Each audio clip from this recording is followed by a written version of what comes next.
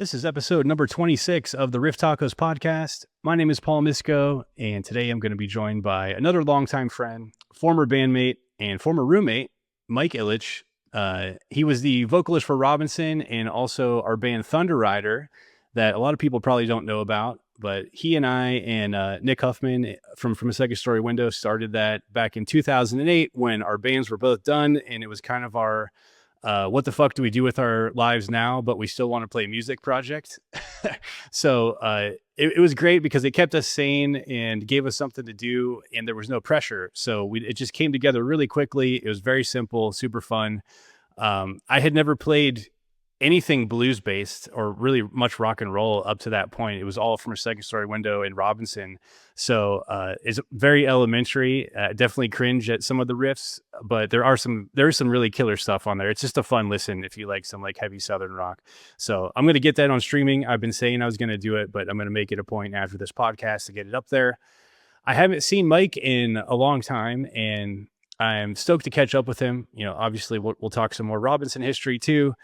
He's definitely one of the most talented people I've had the pleasure of working with. If you haven't ever read through the lyrics on The Great City, I highly recommend it.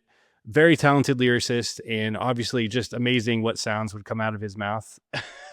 But in addition to being one of the nicest dudes and my favorite people I've ever been in a band with. So let's go. This is Riff Tacos with Mike Ilich.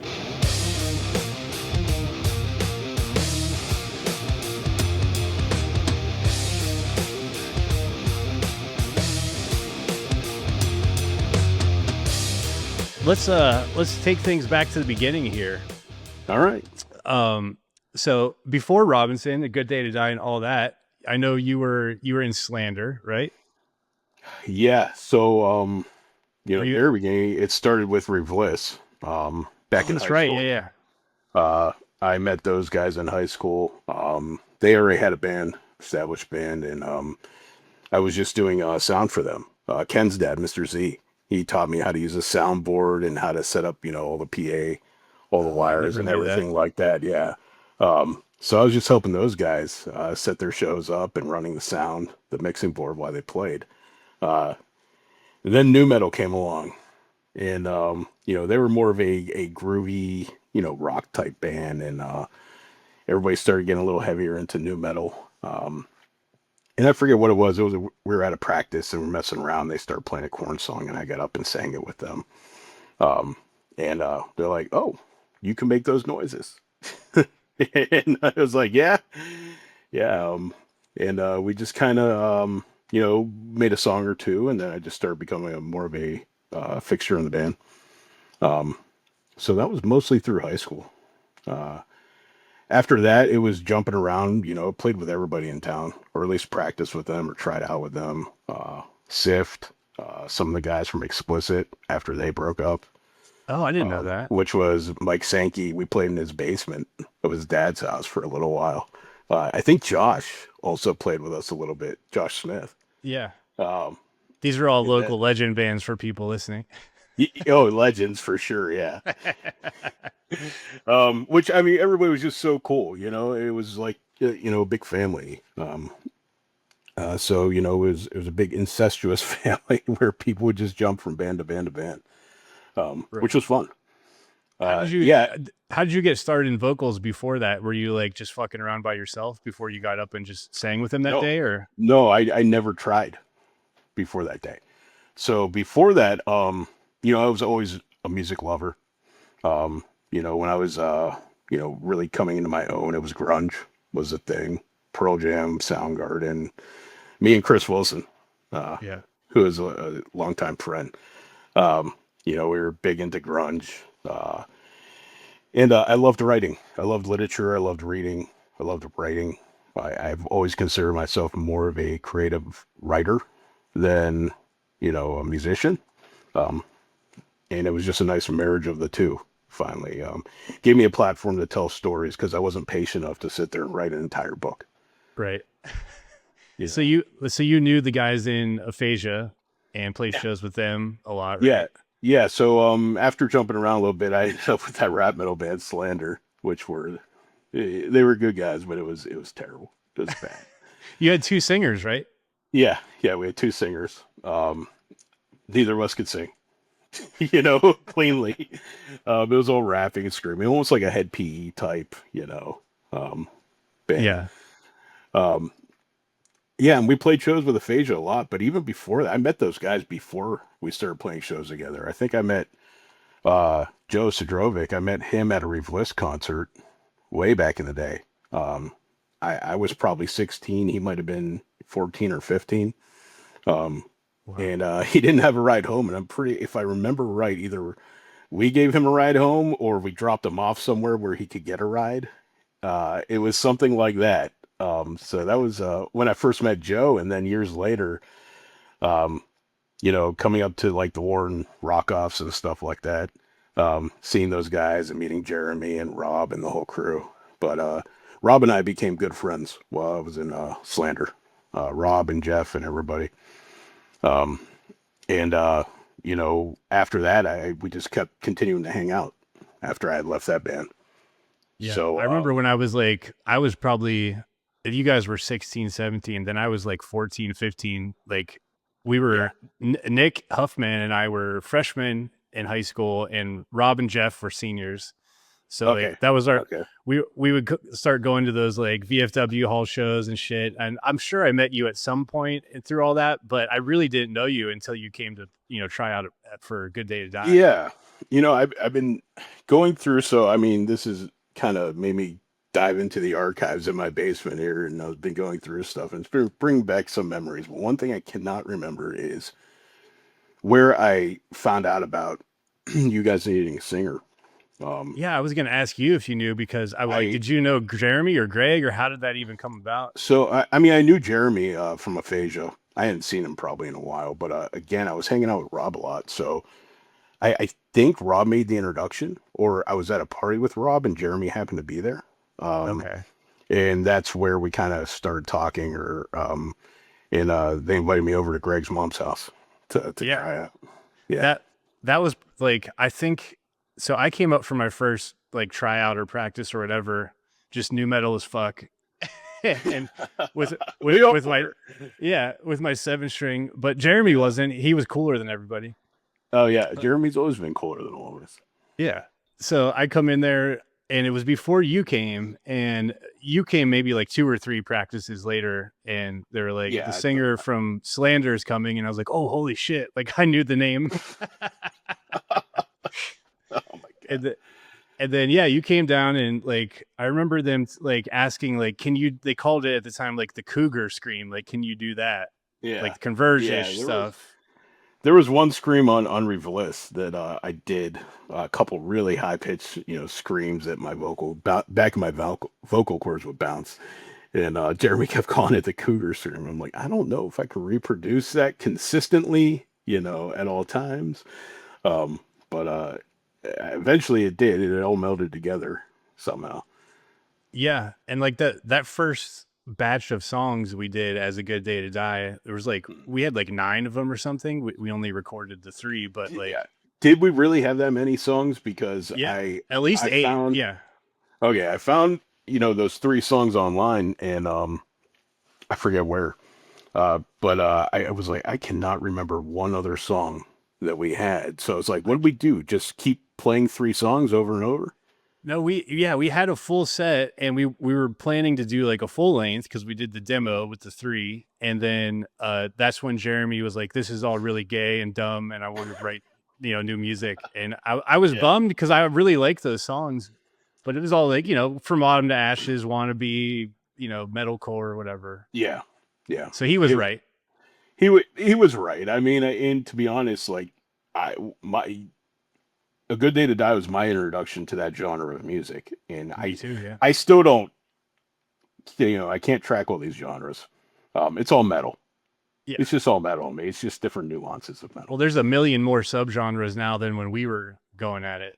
Yeah, I'm not even gonna try to even No, look at that. Yeah, but it's all heavy well, metal. so what were you listening to? Were you listening basically new metal at the time too? And then, Yeah, I've always had I've always had a wide variety of music that I've enjoyed, and it's never been like a whole genre of music. Nu metal, I grasped onto one or two bands. Um, grunge, it was two or three bands. Rap, it was one or two, artists. It's never been just say, hey, I listen to this and I listen to everything within that catalog. Yeah. So yeah, it was even when we started that, I was mainly listening to Deftones, same stuff I am now, Deftones, Yep. old Helmet records, Clutch records, and then like things like Outkast, Killer Mike, Yeah. Dell, stuff like that. Yeah. You introduced me to Killer Mike. I loved him. Yeah, yeah, I He's remember awesome. so many years of driving around in that van, blasting Killer Mike. Yeah. We were such a like hodgepodge of like what the fuck is this band? Like Yeah, Jeremy hated everything and was like punk rock, and then Greg was like playing AC/DC riffs, and yeah, I was playing Slipknot riffs, and then yeah, here you come doing that scream that didn't fit, or it did fit, but you know what I mean? Like you didn't expect you to with what you listened to. So it's yeah, like, yeah. That's where it comes into play. Where really, I've never been out to just create one certain style of music. I know my limitations as a vocalist. Even back then, I don't have a clean singing voice. I can't hit. I don't have a wide range. But it was more about telling stories in the writing for me. yeah. The process is what I was there for. I always loved your lyrics, and that everything was very themed and like thought out, and I, it just, yeah. I appreciate it. Yeah. Yeah. I don't know. I don't know what half the shit's about anymore, but that was a great thing. Most of it was probably about nothing. Yeah. Yeah, when I put the Great City on streaming, I had to go in and put the lyrics into each file when I'm uploading Yeah. it and stuff. So I went through. You mean So like, all two sentences on each song? yeah, Yeah. some of them have more than you think, but I went and just copied it from like Lyric Genius or wherever the hell I could find it, because I don't have them Yeah. anywhere. And I went and like read through while listening to you, probably for the first time, maybe ever, going front to back. And I was like, wow, this is really fucking good. Like some of these, I'd never even read these. Yeah. And That was a whole nother experience making that album. And yeah, I'm sure we're gonna get into it here, but that was a challenge. It was yeah. certainly a challenge. But yeah, back to those first 9 songs. We went, there was a local band, hopefully you can remember, but Kyle Donahue. I remember Kyle. I don't remember the name of his band though. I've been trying to think of it all week. I know I fucking know it, and it's on the tip of my tongue, but he recorded us like in his house. It was like in a just one little room, and we did that 3-song demo. I actually hit him up a few years ago to see if he had the original files still, because the ones I have, like, they're all chopped up. Like the one breakdown from the second track is like on the beginning of the next song or something. It's all messed up. So, Oh, really? but he lost that hard drive, or said it was cooked or something. And then I forgot I asked him. I forgot I asked him, and then 2 years later, I was like, I'm gonna hit up Kyle Donahue and see if he has it. No, I went to message him on Facebook, and I saw the exact question sitting there. That's some old man shit right there. For sure. But he's like, yeah, the hard drive is smashed, but he did find it at least and look. So like, shout out to him. He was cool. Yeah. No, he was cool, and that was a cool experience recording with him. I know we were it was probably challenging, Jeremy's drums sounded like hell. Our listening back, our guitar tones were terrible. My vocals everything were atrocious on there. Yeah, it was not an easy thing to record. Definitely my first time recording anything. So it was exciting though, and we knew it was a duo. Yeah. So yeah, but so Debbie has a video from Port Huron at VHS. Oh, really? Yeah. Oh, that's awesome. And I don't know which it might be our first time up there. Remember they filmed it and they gave it to us, and it would, like, the place was fucking packed, and we were like, what is going on here? I sent you a few clips the past week. I have about 5 go. I have about 5 tapes, so I'd love to hit Debbie up and maybe get that tape and digitize it. Yeah. I asked, because do you know Nick Serra? Maybe. So he's been around for years. He's like friends with everybody. He recorded us or filmed us at the reunion show from a second story window. And he's been collecting tapes over the years, and he digitizes them too. So he's got a YouTube channel full of like tons of shit, like all the Phasia shows. So I told Debbie, I was like, get him that tape. But if you do it too, like either way, like either way, I just love to have it to have it. Because I want to hear those songs too, was my point. The other songs that I don't remember. Yeah, and I do have the last show recordings. The one where we, did the corpse paint and looked all stupid, and I do have those. So I don't know how they sound. I'll have to pull it up and take a peek. Yeah, I remember that Jeremy played so fast and hard at that show. I remember being like, that was maybe our best performance ever. He was just warming up for Robinson. He's playing everything twice as fast. So yeah, like we went up to Port Huron. Somehow that 3-song demo got up there. From like, I don't know how we spread it back in Lambo, maybe. I'm trying to remember. Let's back up. Did we play shows in town before that? Yes. So first show ever was Section 8. Okay. All right. Was that Second Story Window? Was that the night Joey shredded his hand? Because I remember that. Right. Yeah. So I think we opened the show, and I remember we were like, we got to be as crazy as they are. So like Greg and I were like, let's just run straight forward into the crowd as soon as we start. Perfect. Yeah. So yeah, that was the first show. My mom was there. And she was like, I'm never coming to one of your shows ever again. There's people trying to kill each other. Is that a mosh pit? Like, what is that? Poor Deb. Yeah. She was so cool. She was always so nice to us. No. She was. And Greg loved her. Always called her mom. Yeah. Do you remember that show at all? I do. I don't remember playing. I remember being at that show. I remember Joe's hand vividly. Yeah, the smell. It was just completely gone. Yeah. No skin left. It was just bleeding everywhere. Still scarred to this day. Yeah. So what happened was there's a guy in the mosh pit. I think he told this story when he was on, but someone was like mocking him or something. Some guy he didn't like. I don't remember what happened, but he got pissed off. So instead of punching that guy, he punched his amp, and it was like the grate of it was like this, metal grate, and it just shredded his knuckles. What was it? It was like a Mesa or something like that. His kind, I forget. Whatever the old 8x10 he had. Yeah. He probably still has it. I don't remember which one it is, but yeah. And you could smell it in the room. It smelled like SeaWorld. It was disgusting. Like just blood everywhere, blood and sweat. I remember there being a specific smell. Like it was blood all over his bass and shit. It was nasty. Those were, I have that. And I remember playing Freddy's a couple times. I couldn't remember if I played as Good Day to Die or Robinson. It was a Good Day to Die for a minute. We were a Good Day to Die when we went to Port Huron the first time. So I don't know when that was in the timeline, but we at least had a few shows under our belt. And then someone up there was like, we have this 3-song demo. Everybody loves it. Come play a show. We're like, okay. Yeah.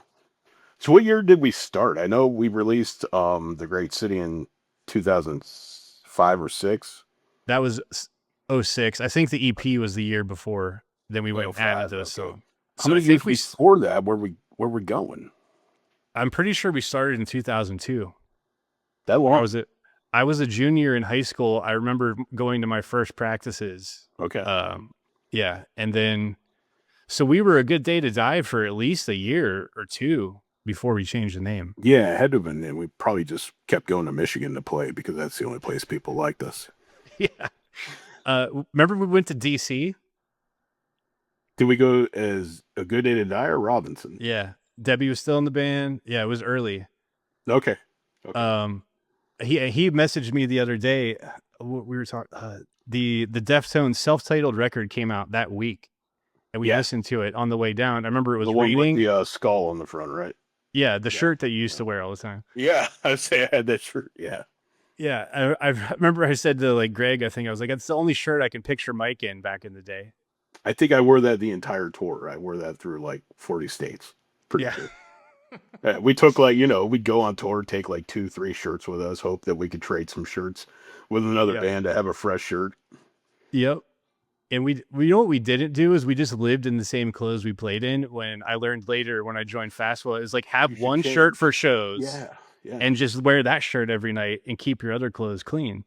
Hey friends, if you're enjoying the show, quick reminder to hit the subscribe button and like the episode on YouTube. If you're listening on Spotify or Apple, please follow the show and leave a quick rating. It really helps me out a lot. And if you know someone who'd enjoy it, please share the episode with them too. Thanks so much. All right, back to it. I mean, I think that's why they had such longevity. Yeah. I wore swim trunks from half the Robinson tour. Didn't even change out of them. It did change. I don't know why. We probably went swimming in Florida, and then you're still wearing them in California. Yeah. But so yeah, we had Greg's mom's house we started in, practice there. Moved to Freddie Fresh's practice space, that first shithole room we were in. Well, I thought we got kicked out of Greg's mom's house, and we played over at Jeremy's once or twice. See, he said that too, but I have zero memory of that. Really? Yeah, no, we played there once or twice, I think, while because his dad was a truck driver, right? Yeah. And Willie didn't care, but we just couldn't play while his dad was there. Right. Which I don't blame him. Yeah. So we somehow found out Freddie had that room, and the dungeon. He was like, you go up there and clean it up and pay me $75 a month or whatever. And we went in there. It was just like gotta clean it.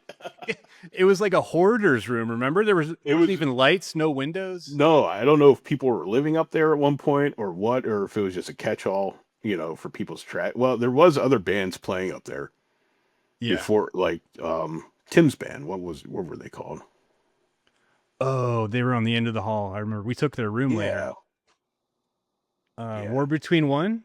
War Between One. That was it. Holy shit. I pulled that out of my ass. There was I can't believe you remember that. And then there was another band I thought at first. So I'm pretty sure everybody was just throwing their trash into this room. We ended up having to clean it up. And there was like black soot all over the floor, like an inch of it. It's disgusting. And then we I remember all of our equipment was, covered in that. Yeah. God knows what it was or why. Who knows? But you know what? It was $75 a month, and it was close. It was kind of in between for all of us.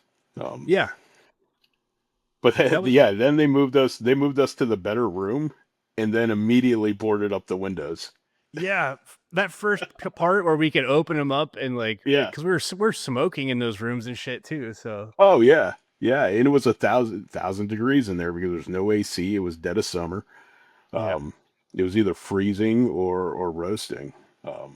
Imagine how loud it was though before they boarded up the windows. You just heard us writing Robinson and echoing into downtown Sharon, PA. Yeah.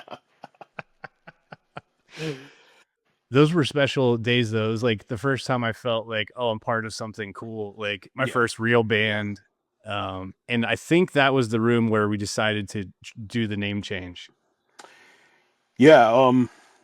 Well, Jeremy decided to do the name change. Let's not say we. Jeremy would decide things are dumb, and he no longer wanted to do them. So it would and we didn't have a choice really. Yeah. And I wasn't going to argue, it's like, okay, we're not going to find a better drummer. It's Jeremy. I really didn't care about the name that much, but yeah, I remember, I remember sitting at the hot dog shop that was below the practice space next to Freddy's. And we were writing down the dumbest names possible. And somebody, I think it was Jeremy that picked Robinson or said Robinson. Yeah, I remember there was a last name thing, like let's try last names. Yeah. And we threw out a bunch of those. Yeah. And they were all bad. None of them good. Well, I thought Robinson was bad too. I was like, what? This is. Well, it was. It's still stupid. It's still stupid. It makes no sense. Because I liked A Good Day to Die because it just had a cool feel, but he was right. Every band was Die, this, that, at the time. Yeah. And that's one thing I agreed with. I didn't want to just go with the norm because we weren't a normal band. We weren't just ingrained in that scene and only, knew or did that. I think A Good Day to Die was an old Clint Eastwood movie or something like that. Yeah, it was. That's how we ended up picking it. That's what we did, a Clint Eastwood artwork or something like. Yeah. Yes. I think Roscoe did it or somebody, one of the friends did it. But yeah, I think, I was in agreement. I wanted to change, if we were changing the music, change the name and everything. But yeah, we could have probably done better than Robinson. Do you remember if we changed the name or the music first? I feel like the name change came first. I think the name change, yeah, it came first. Yeah, because there are 3-song demo CDs that say Robinson with the original 3 songs still. Because there are. Okay. Yeah, someone found it online and like sent it to me. Those people like paid for those, like buying them online and trading them, because I don't know how many we made, but so there are ones with both. Oh yeah, one says Robinson, but it still has a gooddaytodie.net on it. Oh, so we were using the same website. Yeah. Perfect. Yeah. A .net. Yeah. That nobody had probably ever been to.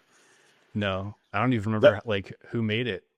That was the bizarre thing, is that, you know, with the internet in MySpace and all that, is that, you know, people were, you know, coming up with the music in Michigan or in other states, which was always strange to me, because I grew up without internet. You know, dial up was a, you know, big thing like when I was 15, 16. Yeah. So it really changed the game, I think, for everybody. Yeah, and like different than today. I think it was better because now there's so much shit in your face nonstop. If you're scrolling Instagram or whatever, you don't even see the people you follow anymore. But you can blow up without ever playing a show, which I guess is cool. But also, like, fuck you, because we had to grind through all that shit. Dude, we had to work hard for it, you know? Yeah, that's the old guy in me being bitter, but yeah. Yeah, I mean, I'd rather be more accessible the way it is now, but I think there needs to be filtering, you know? Too much, like you said, too much crap. You know, MySpace was a place for artists, you know, where they could go in and, you know, produce, you know, whatever it was, music, art, whatever it may be, and, you know, share it with people, you know, outside of their circle, which was amazing. What social media is like that anymore, you know, besides, you know, making funny short videos and stuff like that. Yeah, there wasn't even a central feed on MySpace where you're just going, like, you had to go to someone's page. Yeah. And it still spread, which is crazy. Yeah. Do you remember, you know, when we first started with the MySpace stuff, we created an account for the Predator? No. You don't remember that? No. Yeah, when MySpace first came out, you know, after we all, you know, made our profiles and we made the band's profile and everything that went on, and I made one for the Predator. It was just a picture of him, and I would go in and comment on people's stuff randomly. That's incredible. MySpace.com/Predator. /Predator. Yeah. That's amazing. I don't remember that. I do remember like being at your old apartment a lot, and like we were always on the computer making shirts or photoshopping stuff. Like when you designed the Bird EP, was that a Pelican? Yeah. The the Bird EP was something, and it wasn't even, I use the term design loosely, because I think I took a picture of a pelican, stuck a filter on, and said, okay, this is what we're using. Yeah. Yeah, because we couldn't agree on anything, but we just wanted it to be like vague and like. Yeah, I mean, we had a dumb name. We were making music that I had never heard before, or made much sense to me. Yeah. You know, Jeremy was probably more, you know, schooled on the works of grindcore and metalcore and whatever other cores there are. When you started saying power violence, I'm like, all right, you lost. I still don't know what that is. I don't either, because that apparently it's slightly different than grindcore, but how the fuck? Yeah. But yeah, we didn't know anything, so we're just like, okay. No, so you just throw some together and throw it out there. And we couldn't even come up with a name for it. We're just like, I remember trying to put EP titles in there, and we're like, all right, it's just Robinson.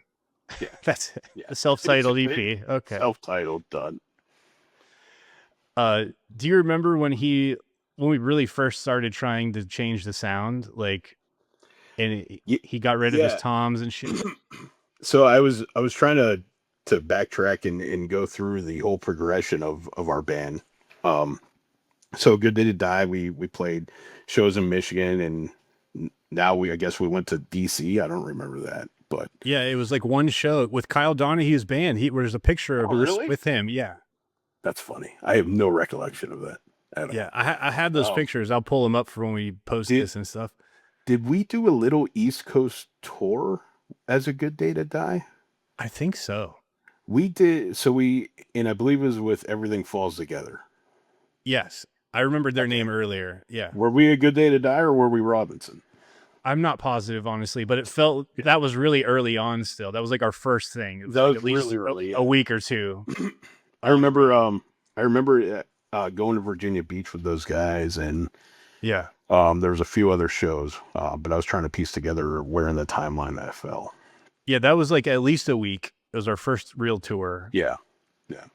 And we would just book everything on MySpace, just like fill in the shows with them. So what I was trying to figure out is, okay, how much time was there between A Good Day to Die and Robinson? I was trying to figure that out because remember we did the last show in Port Huron, which we were talking about, and then we said we were done. We're breaking up, and then I went to college, so I don't know how much time that gap was before we came back as Robinson. I mean, I was thinking, okay, was it a long? I don't think it was a long period of time. I think it was like, I'm like, okay, we did this last hurrah, played our last show, and then like 2 weeks later, I think we were practicing, and doing things. It wasn't that long, but it was at least a few months, I think, because I went to school for 3 semesters before I dropped out. And yeah, I remember coming up there and hanging out with you guys. And near the end of it, I was already driving to Pittsburgh to practice again. Yeah. So when was like practice at your house in Struthers? Was that after I dropped out too? It might have been. I think we wrote most of Robinson. We wrote the EP in Struthers. I know that for sure. Yeah. And then I think we may have written the rest at in the warehouse. Yeah. Or we may have written the whole thing in Struthers. I don't know. I think we did the last 3 in the warehouse. Yeah. I think so, because I think we did a tour with, on the EP. Then we came back, we wrote 3 more in the warehouse, and Jeremy and I were living in the warehouse. Oh, that's right. For those few months. Yeah. Which was interesting. We were living in the warehouse. We were printing shirts at night. I had a little, janky setup, silk screening. And actually,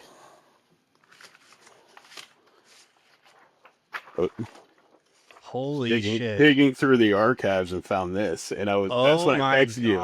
And I said, I wish I had this shirt still. Well, let's make some. Yeah, no shit. Hey, Joe, take this and make a shirt for us. I cannot believe you have that. I thought that was a DeBello design. No, that was, I don't know if Greg made it or somebody else made it. But I didn't create it, but I know Jeremy and I sat there and printed them and, dried them with the heat gun in the warehouse.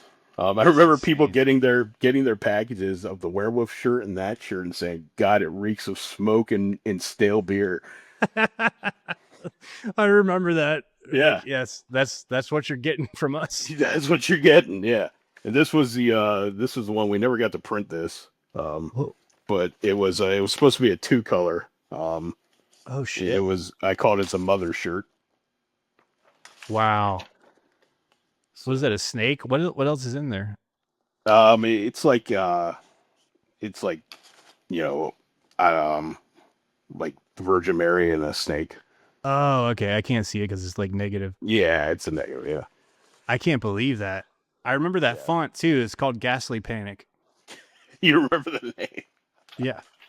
Because I still see people using it to this day, and I'm like, oh, that was the Robinson font. That was laziness. That was us not wanting to actually take the time to draw it, design it, do anything, and we just like, okay, we'll pick this font, use it. Yeah. Where did we get the Medusa design? I want to say that was Greg.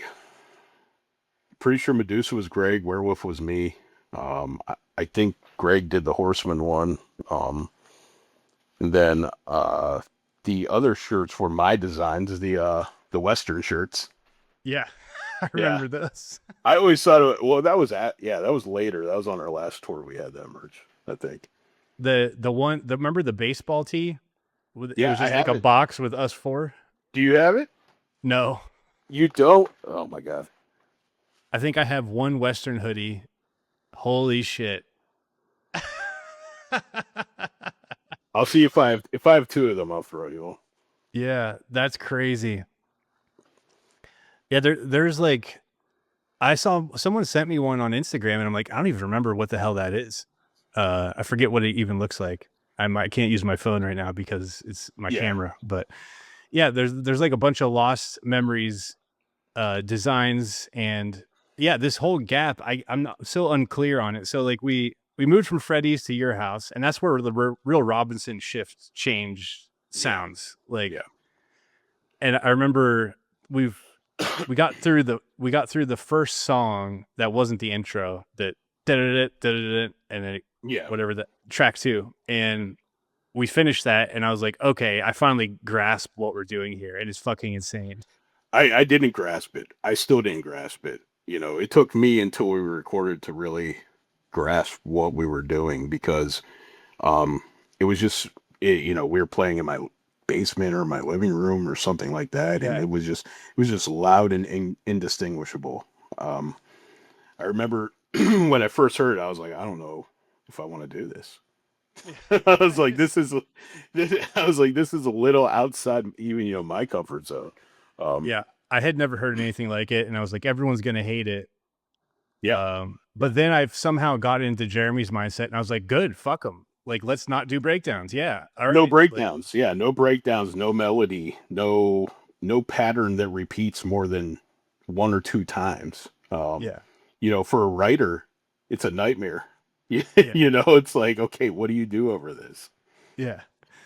And for someone though that like me that didn't listen to anything like that, I never heard a grindcore band in my life. I still Yeah. haven't heard that much real grindcore, like old school. I don't really like it. It doesn't Do do you know, anything for me. like Pig Destroyer?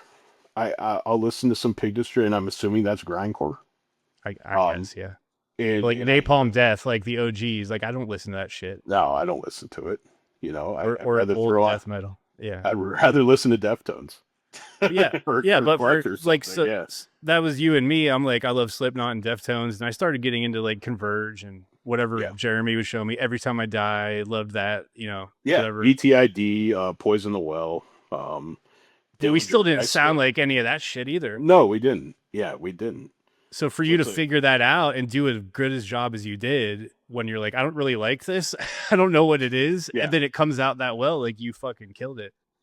yeah. So did you guys. I mean, I was like, okay, that I don't understand the chords they're playing. There's no melody. Um, you know, there's a rhythmic pattern that changes, you know, quickly. Yeah. Um, I think that was the saving grace is that, and if you go back and probably, you know, look at most Robinson shows, I'm facing Jeremy. Um, because I couldn't hear, you know, anything during those shows. You know, the amps usually faced outward and, you know, it was just kind of a mess of sound. Nothing was mic'd, you know. Yeah, if we So weren't really, playing like big venues with good sound. I had to follow his cues, you know. You had to memorize counts. He would go 8, Yeah. 7. Okay. Then we do that transition twice, and then it's back to this for 9. And it's like nothing made any real sense. Yeah, exactly. Yeah. But I But eventually that's turned. Jeremy. That's Yeah. Jeremy in a nutshell. Nothing ever makes sense. I remember though, like spending all that time at your house, like we did a lot of like listening to bands that he'd pull up and go like, listen to this Yeah. Converge song. I said this with Greg when he was on, but he'd be like, that chord right there, what is that? I'm like, that's just a power chord. And he's like, no, it's not. It's fucking weirder than that. So like, okay.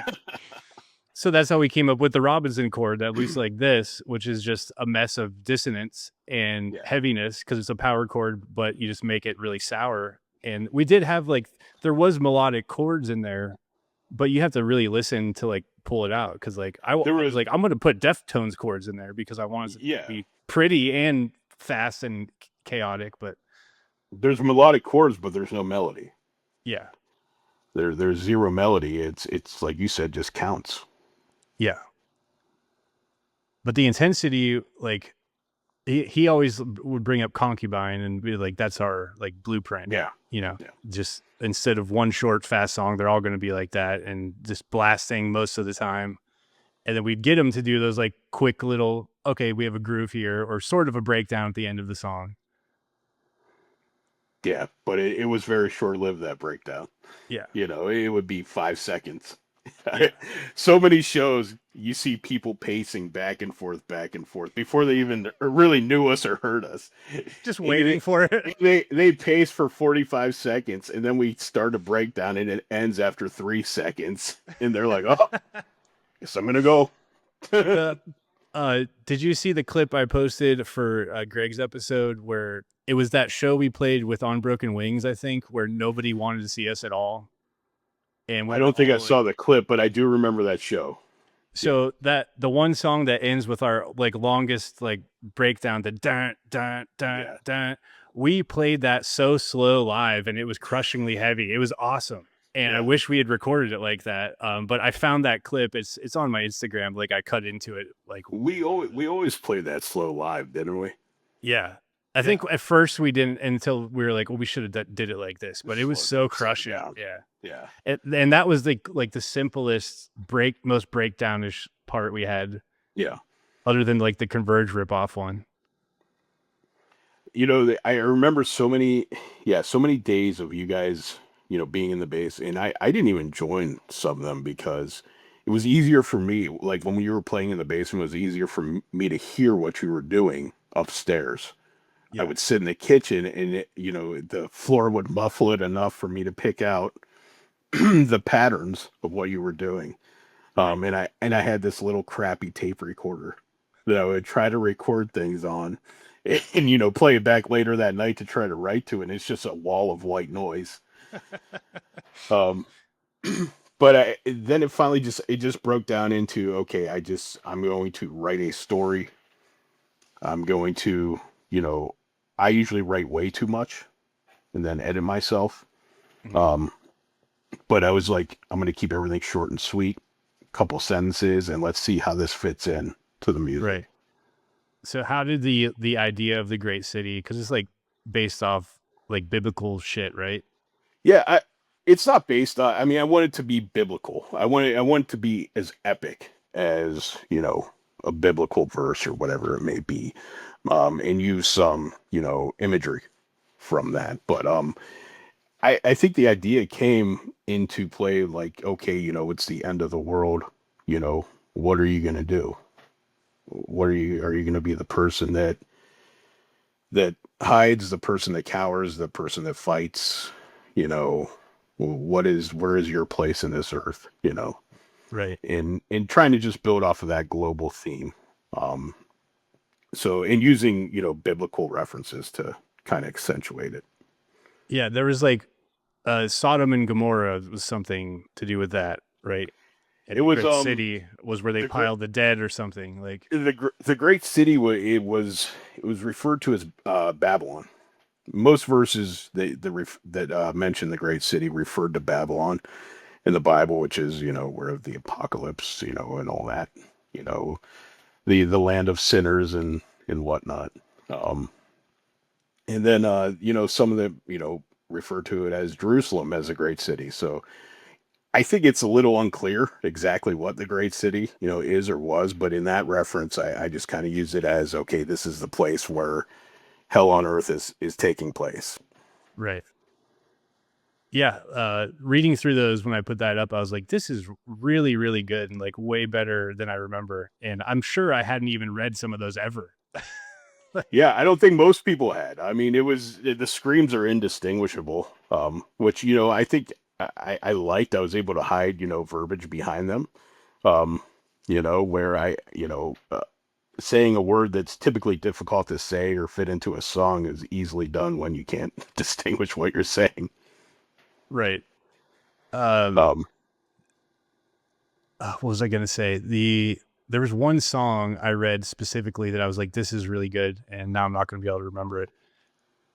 But shit. Yeah, it's like track 6 or something. I can't remember. But anyways, yeah. I don't even know which one that is. No, I don't either. And I'm probably wrong. But thinking back to like when we got signed to DeBello, I think they asked us to make it a full length, which is why we went and recorded. The other three songs, yeah. So Yeah. those being adders, I kind of had to fit those three songs within the story, and if I think obviously the last song was one of the adders. Um, Yeah. and then there was two more in the middle. I think in my mind, I would reference them as, some line or word that I say in them, just mentally. One of them was, Deity of Ruin, and the other one was Red Horse that I mentioned. The Red Horse one is what I'm talking about. There's like a really badass line in there. I forget what it is. But we never had song titles. And I mean, what's the point? You have a 30-second song. I mean, people will refer to them as the titles on the record because we had to put something. So I think DeBello, because we had it divided into just basically 4 sections, and we had 4 chapters. So they named each track like The Great City of Ruin Part 1, 2, 3, whatever. So people will refer to them as that. I'm like, I don't know what the fuck that is. To me, that's just number 4 or whatever. No, I think when I wrote them out, I think I did call them, say these are the chapters. This is Part 1, Part 2, Part 3, so on and so forth. Because I remember there's the one song in the middle that's a little bit of a slower song, and it's an entire chapter, and it's 2 sentences. Yeah, I think so. I remember when I did that, I was like, "Wow, this is really dumb," but let's do this. I can't. Is that the one that's a little more melodic, like the dun dun? Yeah. That's the one. That one's the most unique out of all of them. I love that. That's probably my favorite one. It's really epic. Yeah. We got to shine our Deftones through on that one a little bit. Yeah. That one, and then the last track. Right, after it comes back down and it's more than just the strumming part. Absolutely love that. Yeah, that is just killer. Yeah, it's really cool. I still get goosebumps to this day hearing that Exorcism sample. Yeah, do you remember? I was trying to think of who had that. Well, Rob reminded me, for whatever reason, we were talking about it. That it was something that was on YouTube at the time, and it was passed around like Real Exorcism from Russia. And so we had all listened to it and played it at parties or, wherever. And we're like, holy shit. So I think we just remembered that. And one of us was like, let's use that. Yeah.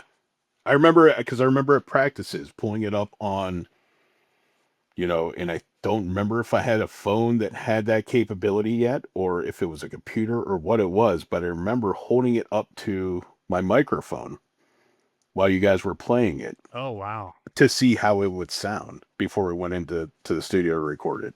That's cool. I don't remember that. Yeah. Yeah, I remember. So how much do you remember of recording? Because I'm very blurry on that. Very little.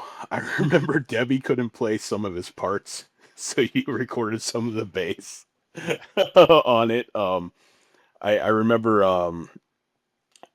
I remember Jeremy playing. I remember Jeremy doing his tracks, and I remember was it Cole? Mm-hmm. He was just like, he's like, you guys are done. I was like, yeah, we're done. That's 10 songs. I say that when Greg was on, we started from just the beginning, and then the intro, and he does this blast ring out, and then Cole was like, "That's it." Yeah.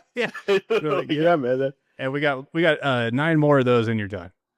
And the last one's going to take 25 minutes. Yeah. Oh, actually, I guess at the time we were recording just we were just recording 6. this. Yeah, 6. Is there 5 or 6 on that? There's 6, including the intro. Okay, got it. Yeah, because that would be 7. Then 8, 9, and 10 we did later. Yeah. But yeah, I remember. Yeah, your Struthers house specifically stands out the most to me when we were in the dining room and the cabs facing Jeremy, just beer cans and ashtrays everywhere, and just going at it. Yeah, and that's for me is when I feel like that's where Robinson was birthed. Like that. Oh yeah. And I remember it wasn't like a. Usually like when you and I worked on ThunderRider, it was a fun, it was a goofy joke around, thing. And, it was fun doing it. I remember Robinson was not fun doing it. If I'm remembering right, I'm remembering frustration and irritation and everybody wanted to kill each other. Yeah. While we were trying to create these songs. I mean, yeah, just listen to that shit, trying to create that with intention. It wasn't just like, let's just sloppily do some blast beats and strum over it. It was really thought out and we're memorizing counts, and you and I are like, what the fuck is this? Yeah. And so, at first I didn't want to do it. I'm like, I liked our old band name. I liked having breakdowns. Like, that's going to go over better. And eventually I did flip and go, yeah, fuck them. Like, let's be like, I've never heard anything like this. It's the most insane thing. And I was on board, but it took a while. Yeah, it did. It really did. It was a struggle, but I still want to say you guys knocked it out pretty quick. I mean, I guess when you're writing 30-second songs, you can write an album pretty fast. Yeah, but they would take weeks each though, because it's so insane to put together. Yeah. I just had on the ex-guitar player of the Black Dahlia Murder, who said something that I agree with, which is right outside of what you're capable of, and then you will you'll get better and meet yourself there. Yeah. And that's what we were doing, because I couldn't play that fast. I couldn't play anything like that. Yeah. So, and I couldn't scream like that sustainably, but so we're like, we want to be here and we're about here. So you just go, okay, that's what I'm going to do. And eventually we got good at it, and watching some of those old shows and our hands just flying, and Jeremy, it's just like, and it's second nature to us at that point, which is crazy to think about. Yeah. Let's talk about how drunk we were when we were doing most of those shows too, and what it probably really sounded like at the time, because so many shows I can remember, I would have to hold Jeremy's kick drum in place quite a bit. But I would look to my left, look to my right, and, Greg's looking down on the floor trying to find the one pick that he brought with him on tour that he dropped. That was me. Was it you? Was that you? Yeah. Okay. I was just going to bring that up. For like 2 songs you were doing that. I know the show you're talking about too, because I made a note of it. Was it Toledo? Yes. And I think you played with Devil Wears Prada. They headlined. Yeah. And it was this little venue. And we got more drunk than we ever did before a show. We were there super early. We're in Ohio. We know there's nothing to do. We didn't know a ton of people. We didn't have like a ton of people to hang out with there. So we sat at that bar for 5-6 hours before that show started and just drank. And so I was going to bring that up. So I remember being on the stage and I'm like, I can barely stand up. And I dropped my pick because I was all sweaty. And I'm leaning over for I just let my guitar ring out because it was like 20 seconds of the song. I keep picking it up, dropping it. Couldn't get it. Yeah. Instead of just fuck it, I'll finish it without one and pick it up later. No. I needed this fucking pick. No. Yeah. So I think that's what made it what it was. So, I think that's why people enjoy. They were like, yeah, it's about, the music and coming to the shows, but it was also, okay, what stupid shit is Robinson going to be like tonight? Yeah. They knew what they were going to get.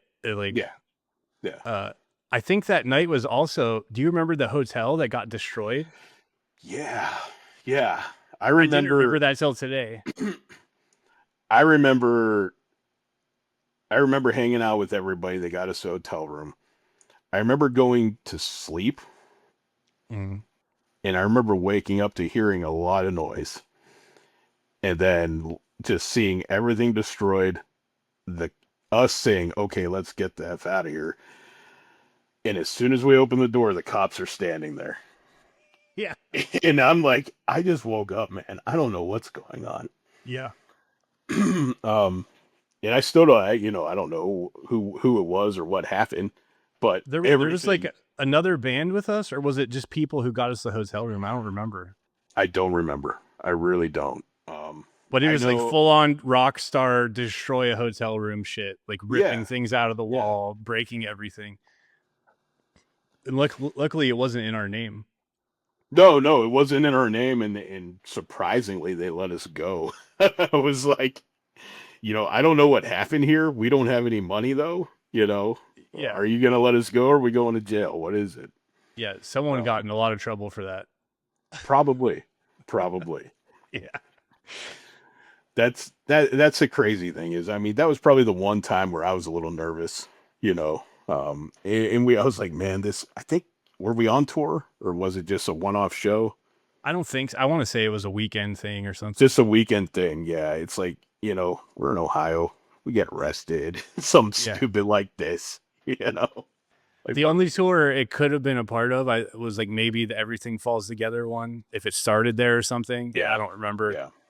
I barely remember touring with them. I remember loving those guys and I having a great remember time with them. I remember because I pulled up those tapes and I watched some of it of us goofing around in the parking lot, throwing the football around, and they were spray painting shirts or something like that Yeah. to sell. Yeah. And Debbie was still in the band then. Yeah. Yeah. Debbie was something else. Debbie would drive me insane. I love him. I love him to death, but I never knew what I was gonna get, what was gonna happen that day. I so many times I probably the most angry I've ever been in my life was walking out of the Struthers house and seeing dinosaurs spray painted on the side of my van.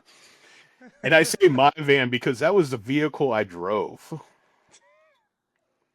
That wasn't just like the tour van. That's how I got around. That's how I went to work. And there's these two stupid dinosaurs spray painted on the side. And God knows what else. It said, "Let's get fucking high, bitch," on the roof.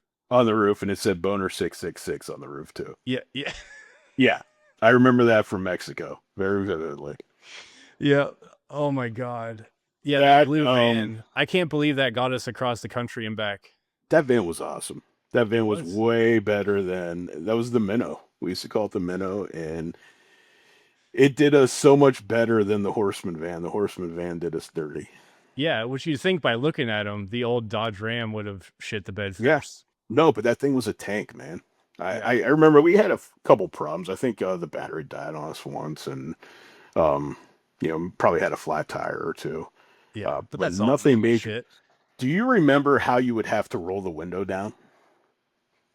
No. Really think hard. So we had it was electronic windows on that old ass van, and the switch wouldn't work. So we had pulled the two wires out from the side door, and you had to pinch those two wires together, and it would burn your fingers while you rolled the window down.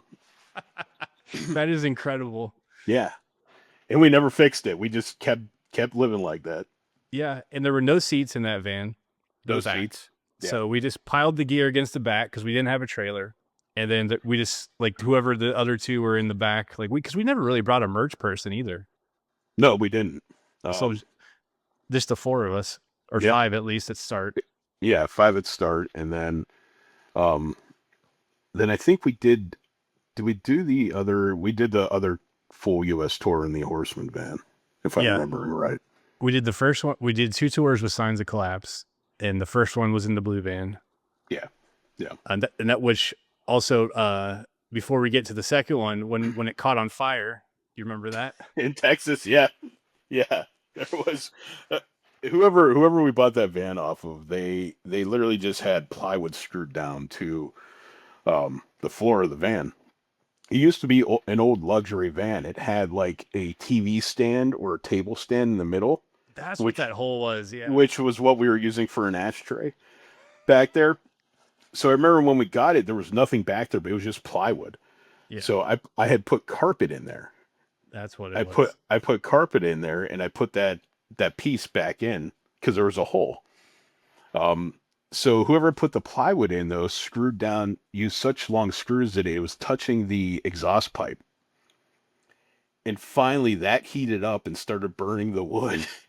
And I remember how much, it was a ton of smoke. There was no flame, but There it was a just flame. I was sitting right Was next there? to it. Okay. That's why we pulled over and ran.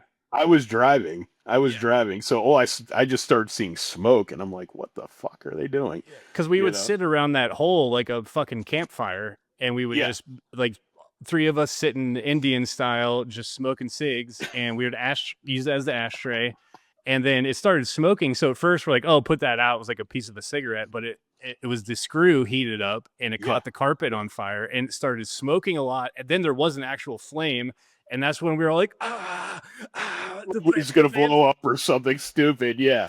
So you pull over, and we just run into the desert, and we Yeah. turn around and look at the van, waiting for it to go. And nothing happens. No. Oh, it's fantastic. Absolutely wouldn't trade that for anything. No, absolutely not. I mean, that was a great thing about it is we were out there doing something we probably should not have been doing. No. We were always somewhat smart about it, but Yeah. man, driving all that way with those old crappy vehicles, I can't believe we didn't have more issues before, No. the second tour. I mean, like thinking how young we were and the reputation that we had, like you'd think we would have been arrested a million times, and like we weren't as bad as like it comes off as. Like, Oh no, we weren't. Well, I wasn't at least. yeah, You guys don't know how much damage control I did. yeah, Those the daddy days, for sure. you know. Speaking of Paul Anthony Misco or Paul Adam Misco, Mm. born at St. Elizabeth's Hospital Medical Center. You have my birth certificate. Yeah, of course I do. What for, to get into Mexico? I think so. I think so. I still have Greg's birth certificate too. That is amazing. You really are our dad. Greg, I'm still your dad. Dad, Greg, and I'm very disappointed in you. So, did we go to Mexico twice or just the one time? We only made it the one time. We tried to go a second time, but Because we brought it down. Yeah. Yeah, Okay, so we went. Because we went through with the spray painted van, and then they stopped us. Told that story with Greg, but So was that whole tour with Signs of Collapse? yeah, because we had such a great time with them, and we were like, let's do it again. So we just booked another one immediately. Yeah. Those dudes everybody was so cool. With all the bands that we played with and toured with and stayed with. Yeah, I mean that's probably the best thing of it is meeting so many cool people who I have not kept in touch with because I'm a piece of crap, but No, I talked. I to should James. reach out. James is the only one I really talk to, but I'm friends with their drummer. His name's leaving my brain at this point. Jeremiah. Yeah, I was gonna say Jeremy, but I'm like, that's our fucking drummer. Well, Jeremy was a guitar player, right? Viking. Ketchup. Yeah. Yeah, I'm friends with both of them on Facebook, and I do talk to James. I've been trying to get him on here, so I'll get him on soon. But You should, yeah. I mean, going across the country for the first time when we're that young is just a magical experience, whether you're playing shows or not. And then doing it for that reason with other cool people, and you become a family and travel together. It's just amazing. It is amazing, and it's like that is true freedom. That's probably the freest I've ever felt in my life. Because I mean, straight out of high school, I started working. I've been working since. But being able to take off, a couple months and just, hey, we have to be somewhere for half an hour every day. Yeah. Other than that, it doesn't matter what we do. And they're going to give us gas and food money to go do it again tomorrow. Hopefully they will. Well, what do you think our highest guarantee ever was? I want to say the highest guarantee was probably 200 or 300. I was gonna say no more than 5 for sure. No, he hasn't had that. I don't know if we ever had that high of a guarantee, but I remember some shows we killed it on merch. That's what saved us for sure. Yeah, I remember that second tour. We ran out of merch real quick, and we had to have whatever company it was mail it to us. I forget where they mailed it to, but yeah, man, we sold the hell out of merch, which was great. It was really cool seeing that, like, people coming to our shows in all these places. Like, for the most part, I don't remember very many terrible shows, like, where no one cared. No, I really don't either. In the best shows were some of the smallest, most intimate shows. But still, my favorite memory is Canada. I don't remember Terror Fest. Was that what it was? Terror Fest. All right. Yeah. Canada was amazing. We got to play. I think that fest got shut down early, or they just invited us to come hang out and party and play again. Yeah. But there was something about, I thought a couple bands didn't get to play. See, I would confuse that with the one where From a Second Story Window played too, and then played, and then they went and played in that trailer. Okay. But that wasn't Canada. No, I'm not thinking about that one. But we did end up playing. We played the fest, and then we stayed either a night or 2 nights at somebody's nice ass house You in played a show in a Canada, basement, and we right? in their basement with the Anti-Doctrine and a couple other people. Anti-Doctrine, they were the German band. Oh, yeah. Yeah, those guys were awesome. They were Um, teaching us Prost. yeah, yeah. Yeah. That was a blast. I remember. I think it was on a Sunday, and you can't buy beer, and at least back then you couldn't buy beer in Canada on Sunday. Um, and I hopped in the van with them, and we drove around looking for beer anywhere or any way we could. It was me, somebody else, and then these German dudes that barely spoke English. But they were the coolest. You know, it was really a cool experience. Yeah. I have pictures from that house party. So do I. Yeah, Yeah. yeah. So do I. And I remembered it for some reason. That room stands out in my head. As soon I saw a picture of you with your arms up and everybody holding beers, and I was like, "That's Canada." Yep. Yep. Yeah. Yeah. We That had was great. to get to go to Canada and Mexico and tour the country twice Do you or whatever. do you remember do you remember being in Mexico? Yes. Okay, I don't. It is Yeah. lost to me. I I remember we remember. played on the floor. Okay. It was like a little venue, like all black walls, everything. And then I remember being on the street outside of it, and we're like trying to figure out where to park the van. It felt like a little sketchy area. Well, yeah, it was Tijuana. I think everything Yeah. was a sketchy area. But there were a ton of kids who came and knew us already, and we signed people's shoes and shit.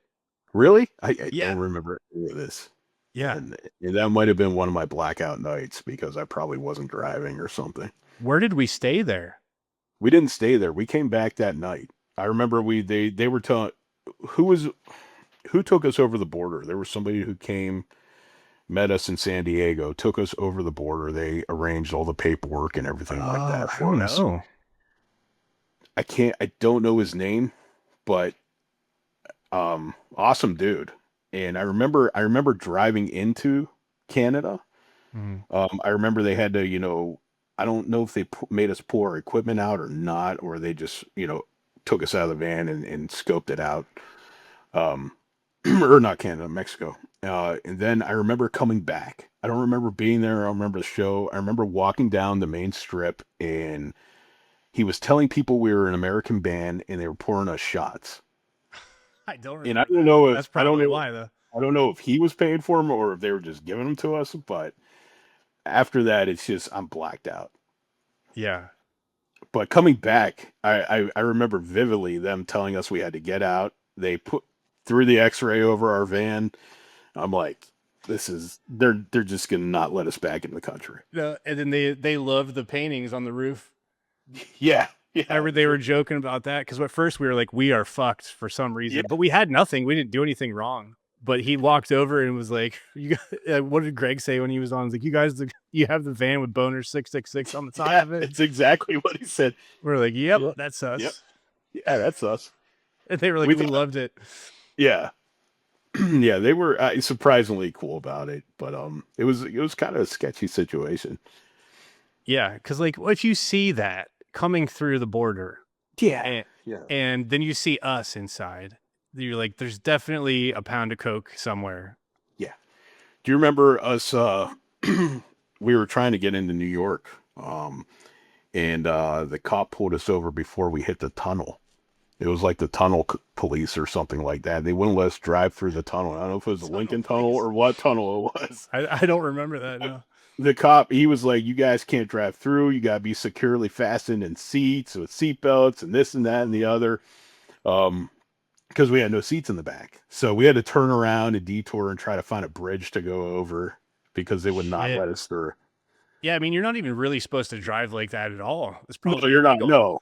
Yeah, it's probably it's definitely unsafe. Most likely illegal in most states.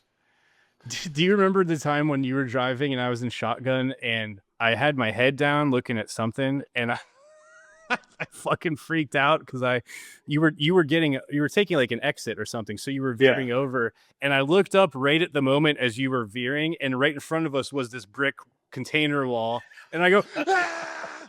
And I just freaked out. I go, what are you doing? I don't remember that. And then you were just fine, and we just kept going. And I thought you were like not paying attention. We were about to slam into this concrete wall, and everyone fucking made fun of me the rest of the day. What are you doing? That's the thing. You could not get away with in Robinson. You could not get away with saying anything, doing anything that was remotely stupid, because you will never ever. Debbie's name was Debbie because when we were looking for a bass player, Greg called his house and said, Debbie, I mean, John, is John there? He accidentally said Debbie. So why would he say Debbie? I don't know, but people still call John Debbie now. Yeah. Because of that. Because it was an accident. Because of an accident. And then he embraced it and said, and spelled it DHEBI, and then he just became Debbie. But like nothing was ever let go of. No. Amongst those people. Like a lot of people never even knew his real name. No, I had to really think about it. I'm like, his name, I think his name's John, but I'm not positive. Yeah. Do you remember when he left and why, or how that happened? Because I'm still blurry on it. I don't remember. I don't remember why. I know he left like, after A Good Day to Die. I don't know. Was he in Robinson at all? Yes, he was. He was? Okay. Yeah. And then, because I remember him hanging out at the Struthers house and everything. Because we were Robinson, we were recording when he was there. I needed to play some of the parts. So, but I can't remember. Like I know he didn't really love the direction we were going either. No, he didn't. Yeah.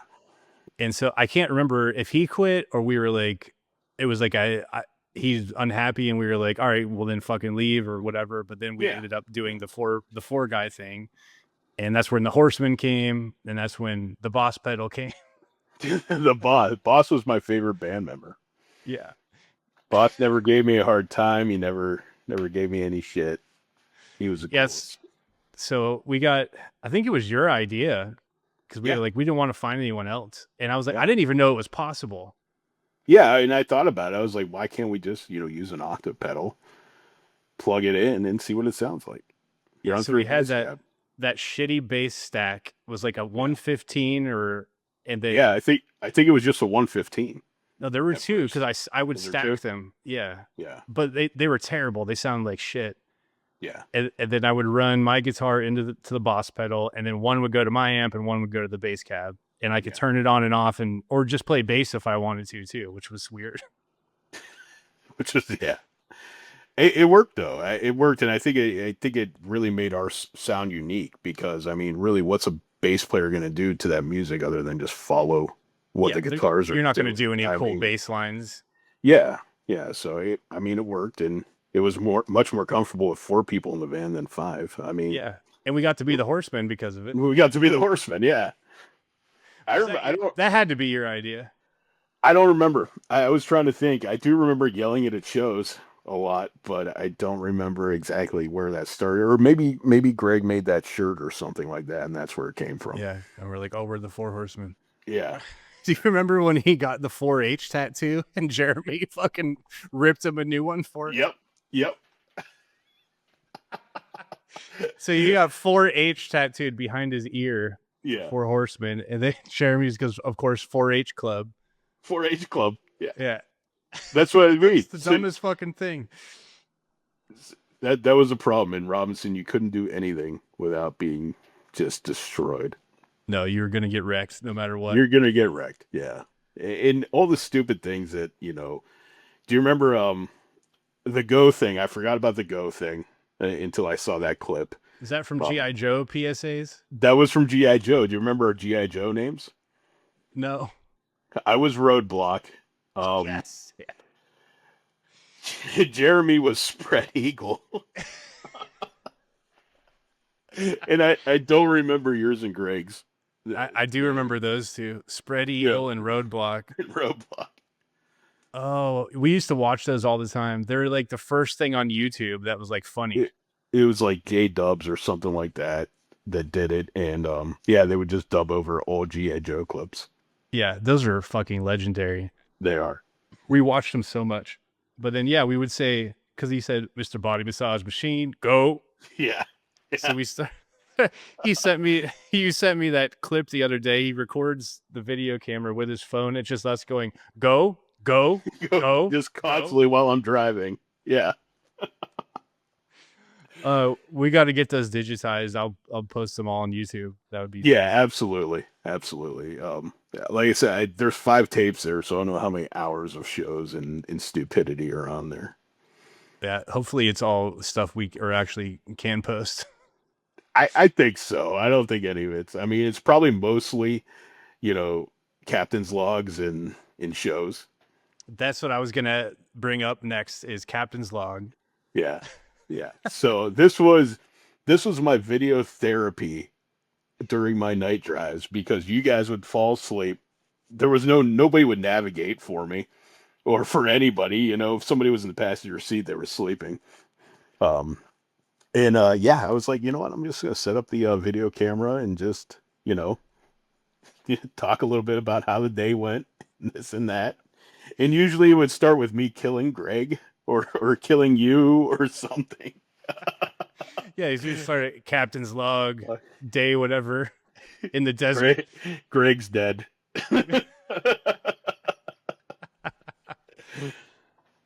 Yeah, those were fantastic.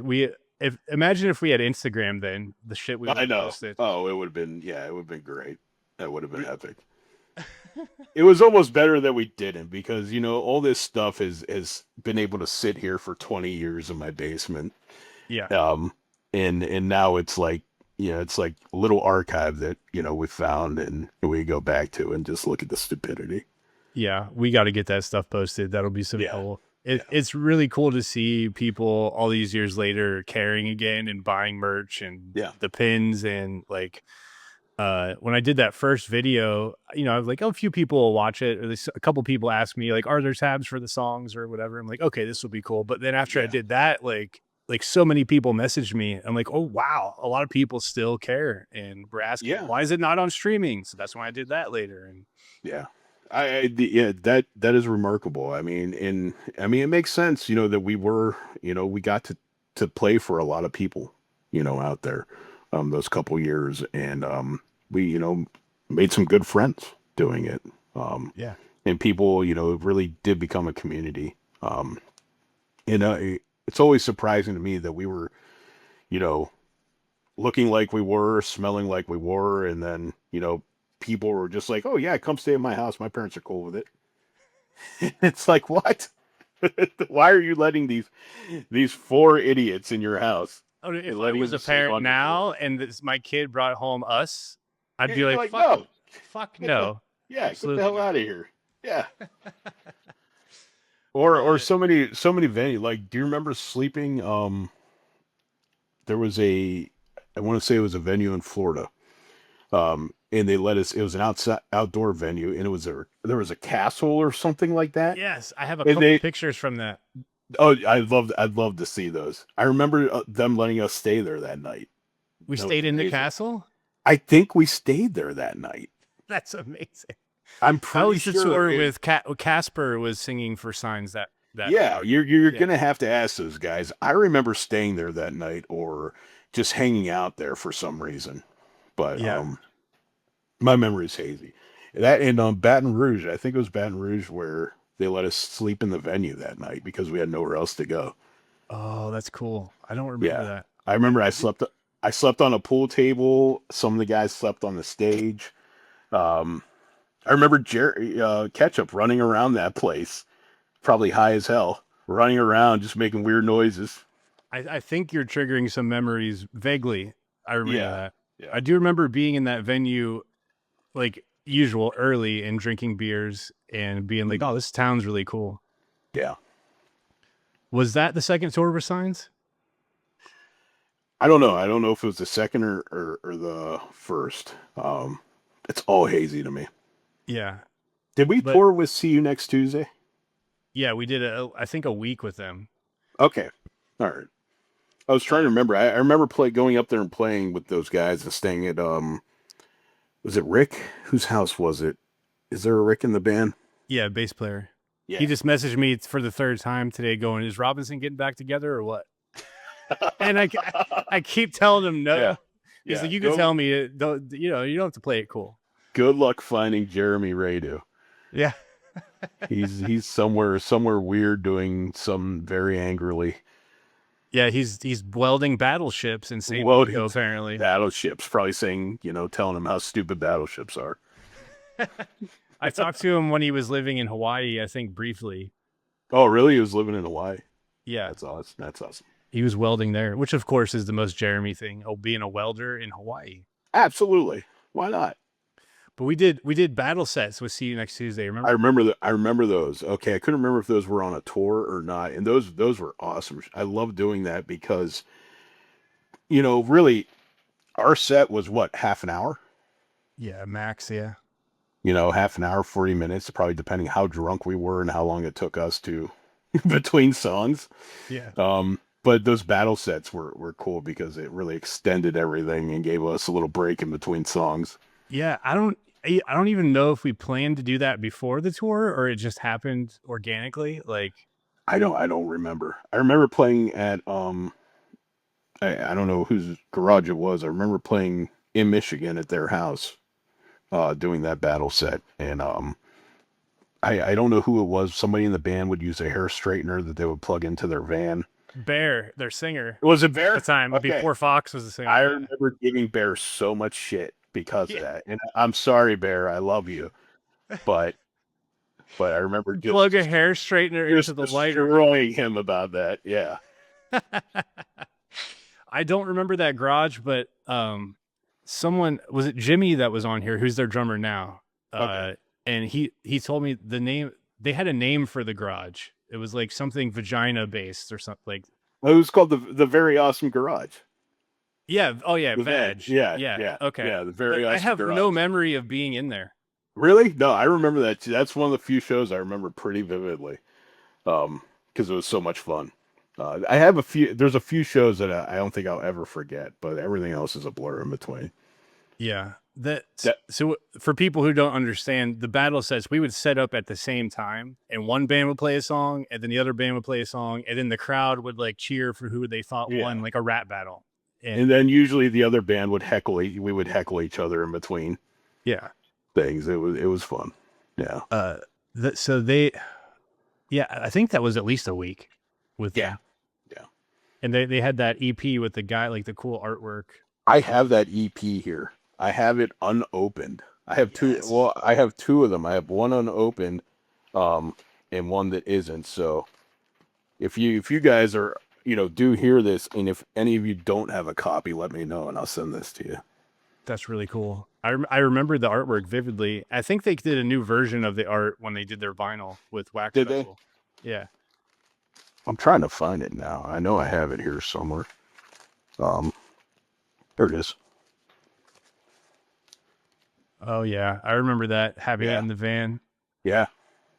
This, I have the Anti-Doctrines CD. Wow. Gaza. You remember the guys in Gaza? Yep. Where were they from? Utah or somewhere out there? I think Utah. In the West. We played in that basement show with them. Yeah. And we played there was a venue show as well, I thought. Yeah. We wanted to set up a tour with them, but we broke up. Yeah. Those guys were really cool. They were all, just welcoming and let us just hang out at their house before the show and everything. And they were always cool. The remaining members started a new band. I think it's called Cult Leader. Okay. I think it's them, but it's really fucking sick. Is it good? Yeah. And then Destroyer. Those guys, the other fellas. Yeah. They got back together too. That's what I saw when they did the release on Wax Festival. I saw that they were doing it as well. But man, I think they have a record coming out either this month or next month, but I have to get one of them or a couple of them on here. Yeah. Yeah, everybody, all the bands we played with were cool. Everybody was always welcoming and just fun to be around. Yeah. So that second tour was signed. Is that when we got signed to DeBello and we went there on that tour? And no, so I think so were we on a label before DeBello? Yes, briefly, and we screwed him over and jumped. What was that? Greg remembered, he said it on here, but I forget. Okay, He okay. had like a bedroom record label, and we He were had a stoked. Yeah, he gave us a carton of cigarettes and No, that was DeBello. oh, that was DeBello. Okay. Yeah, I because couldn't remember. DeBello came out of nowhere. We're like, we want to sign you. We're like, shit, we just signed with this other guy, but it Yeah. wasn't really anything because we're all kids. So Well, yeah, we're, I mean when you say signed, that just means they're going to release the album and yeah, there help wasn't you an out a little official bit. contract. Yeah. But so we were like, sorry, we're gonna go with this label because it looks cooler. We want to be with you. We want to do this. So So, I think we went there on that tour with Signs and actually met Jean, and then John, that's who it was. Yeah. yeah, and he gave us a 30-pack of Budweiser and a carton of Camel Wides as the Yep. signing bonus. Yep. Couldn't ask for much more at that time. No, that being on there was cool because all the bands were sick and like the label, people actually cared about the label. Yeah, they were actually gaining some traction there. He was signing a lot of bands, pretty quickly. Um, but yeah, we got to play with all those bands across the country, and just everybody was cool, to It be was around, hang out with. it felt cool to have like our own like place to belong because we Yeah, always felt like outsiders and we weren't like there was like the level above where like from a second story window was playing with like the yeah, bigger bands and we always felt like okay we don't have anywhere to be and then we did. yeah, and it was a matter of like, who do we play with that really is gonna, the people at that show were gonna like it, enjoy it. I think FASSW had their kind of their own, subset of, fan. Even though we're from the same town, we're all the same, you know, Yeah, group of friends. They were playing for a different crowd than us. yeah. In some instances, we didn't have breakdowns in things where, to keep those people appeased. No, when I joined that band, there weren't really any bands that sounded like us that we played with. It was like we were playing with like Dead to Fall and Darkest Yeah. Hour and Misery Signals and That's what I was gonna say. To me, nobody. I haven't found a band that really fast was sounded like either. yeah, Both. Both of us unique in our own rights. yeah. Um, That's why I was very happy to join when I left yeah, because I was like, I love their music too. It's weird, it's melodic, it's heavy, yeah. but no one It, sounded like them either. and the differences between the albums Will did and the albums Sean did, I always loved. You kind of had two sides of the coin Yeah, with those, both sides of the coin with those guys. yeah. They and we were very lucky to have both of them. And Yeah, then Sean coming back again and doing the most recent stuff was really cool. yeah, yeah. Um, but so But it's such a weird, like, it's the area that we live in. So we live in this little northeastern corner of Ohio, and within that there is just this weird Bermuda Triangle of idiots. Between like Youngstown, Warren, and Sharon, PA, and everybody within that triangle is always just been unique in their own right. Musically, yeah. which has always been cool. And we've traded members because Jeremy was in Aphasia originally, Yep. Yeah. and then I Joe, tried our out. bass player. Oh, you did? I tried out for Aphasia. Yeah, Derek was still in the band. I think was when Jeff first left. Um, and they were going more that, Chimera, or maybe they were going beyond that at that point. I don't remember. It really wasn't a fit. But I was friends with the guys, so I was like, okay, yeah, I'll come try. Yeah, that's cool. I forgot about that. I remember like Kalen Sankey tried out too, and Yeah, yeah, Kayla. What was his band called? Burn the Shroud. Burn the Shroud. Yeah, yeah. Yeah, they were great. I love that. Oh, he had a great voice. Yeah. Yeah. So where was I going? Oh, so second tour, DeBello, and then so the Yuma breakdown, Yeah. Yeah, the Yuma breakdown. It's which kind of still ties into ThunderRider too, but we'll get to that. the Yuma breakdown probably killed the band. It probably that's probably what was the first blow, the first big blow to the band. Um, but it's still I'm so happy it happened. It's one of the most surreal moments of my life where okay we are on the side of the road, and I I thought about this long and hard, and I'm almost 1,000% positive. Signs of Collapse, their van was breaking down. They pulled over. So being the good tour mates, we pulled over behind them. They got their van going, and ours was just click. Yeah, that you're right. I forgot Ours about just that. would. Ours was just dead. We were going after going 70 miles an hour for hours in the desert. We pulled over because they needed to, and then our van was just dead out of nowhere. Yeah. Theirs were shot, then somehow Yeah. got it running, and then ours was fucked, and we just had to hmm stay in Yuma for like a week. Yeah. Yeah. So we were on the side of the road, and I remember somebody started pushing us with their car or something like that to get us to get us onto the next exit, Dateland. So we weren't in Yuma at first. We were in Dateland, Arizona. And if you remember, there was a gas station, a little restaurant, and then just date fields. Yeah. It was weird. And we were there in Dateland for 1 or 2 nights, I believe. I have pictures of it.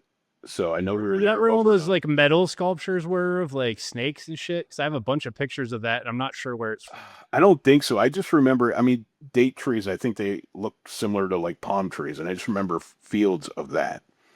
Um, and I remember that at night, the jackrabbits, they were out, scurrying around and everything like that. Um, so we stayed at that gas station, and finally, I think the second or the third day, some awesome dudes came up in a pickup truck that were locals because there was no houses around either. Yeah. There was like, where are all the houses? We were literally just in the desert at a gas station. And it was one of those areas that just has like little trailer parks here and there. Yeah. So they came in with a tow bar, and they hooked the tow bar to our van, into their pickup truck, and they towed us into Yuma, which was another 30-40 minutes, I believe.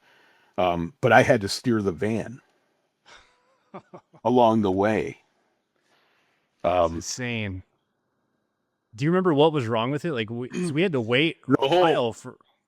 Yeah, the whole electrical system fried. So I don't know what that entails, but the entire electrical system was gone. At least that's what they told us and what they charged us $1,000 for. They Yeah. could have just been bullshitting us. And Didn't we have to like beg Greg's mom for money or something? yeah, we put the word out on, I think, on MySpace or something, and we were able to raise a little bit of money some way through that. Because I think that was obviously before GoFundMe, but there was some other way that we were able to raise some money, and then Greg's mom helped out with the rest. Yeah. Um, And so we missed Mexico that time because of that. we missed Mexico. We missed California. We had a couple California dates that we missed. Um, Once we finally did get fixed there, we just drove straight to Vegas. I don't even think we had a show in Vegas. We're like, Oh, that's okay. we're like, and I have tons of pictures of that. And we're like, what? Screw it. We're broke, completely broke now. We have no show for a couple more days. Let's just drive straight up north to Vegas and then cut over. Then I think next was, I don't know, Idaho or Utah or one of those states up there. Now I remember that because like I have all these pictures from Vegas too, and I'm like, I don't remember a show there. What the fuck No, were we we didn't doing? play there. We didn't play there. We just went there and drank. And I think somehow we were getting dollar margaritas, at one of the Yeah. crappy casinos, and then I think we ended up at Coyote Ugly, and we all four of us shared a $10 beer or something stupid like that. Oh my Um, god. and we partied all night. Yeah, it was just a fuck it trip. Yeah, yeah, that's literally what it was. Wow. And then we continued the tour the next day. That's So amazing. yeah, Yeah, I think I by then we were pretty defeated though. yeah, it because like how much more of that could we take where we're not going to Yeah, make more money? Like yeah. and who's going to buy the next van and like Yeah, absolutely. And that was the thing. It was getting to a point where it wasn't, sustainable to tour like that.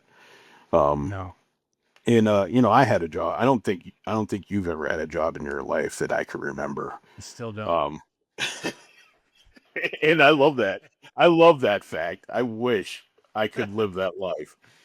But I don't remember Greg ever had, like, Greg worked at the Wave when I first met him, but I don't remember him having another job. No, I don't think he ever. I don't remember him having a job until he started Yeah. tattooing. Yeah. Jeremy worked with me when we were in town. Um, Yeah, and then, um, yeah, other than that, we were just really depending on selling merch and getting those $100, $200 guarantees to get around. yeah. And I remember like I was bummed and I didn't want to leave, or I did want to do both bands because Yeah. if you remember, we had outlined an entire second record on that tour. I don't remember that either.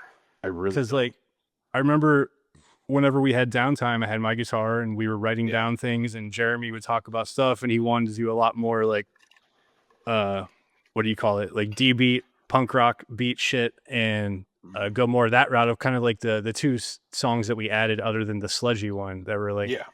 faster and more punk rock and gritty. And then we had an idea even to do an acoustic song, but not like you would think, because we wanted it to be like dark and fucking weird, like what's the movie, the dude playing the banjo on the porch, Deliverance. Oh, So Deliverance. we Yeah. wanted to be like this creepy out of tune acoustic song, and like we had all these fucking ideas, and I remember being really stoked. But then yeah, so on that same tour is when I got the call from Joe. We were in Arkansas. We had partied all night. We were hungover, sleeping on some dude's floor, and I saw my phone light up, and it was like, "Oh, it's Joe." And they were on tour in Canada, I think, at the time. And that's when he was like, "Hey, do you want to fill in on this tour?" And I was like, "Yeah." And we had nothing booked. And then yeah, just then eventually it just was like, I should just do this because what are we gonna do? You know? Yeah. It was coming to that point where, and I don't understand why we just didn't keep writing. Yeah. Why did we stop writing? That's one thing I never understand with bands, and even every band that I've been in's been like this. Like, okay, we made this album, now we're gonna just tour for a year or two and not write. Like the whole Yeah. point of being in a band is writing. Yeah. You should always be writing. Yeah, always be writing. But yeah, I thought the opportunity. I mean, we knew once as soon as you said yes to that, you're like, he's not gonna be able to do both. I mean, these guys are road warriors. They're gonna be gone. Yeah. Um, And that's and what it I was too. It was like one yeah, tour after another as soon as I joined, and they had a booking agent. So it was like just shit was always booked. But they made the same mistake too of just touring forever without yeah, writing them. So it was like 4 years almost from the EP to Delinda. And really, like yeah. all that fizzles out over time. You have to like at least every 2 years when you're new, You drop have new to, album. yeah, bring fresh material, and it helps you evolve as a band. I mean, your sound changes every album. For Yeah. most bands, even if it's in small nuances. Um, but just keeping that creativity alive, I think, is what helps bands thrive. Yeah. And so when Greg was on, I asked him because I've been asked 100 times by people because like I'm the only person from Robinson other than Greg, and he's out there, but like this posting things, and so people all Yeah. come to me. So they're like, "What was fuck everything?"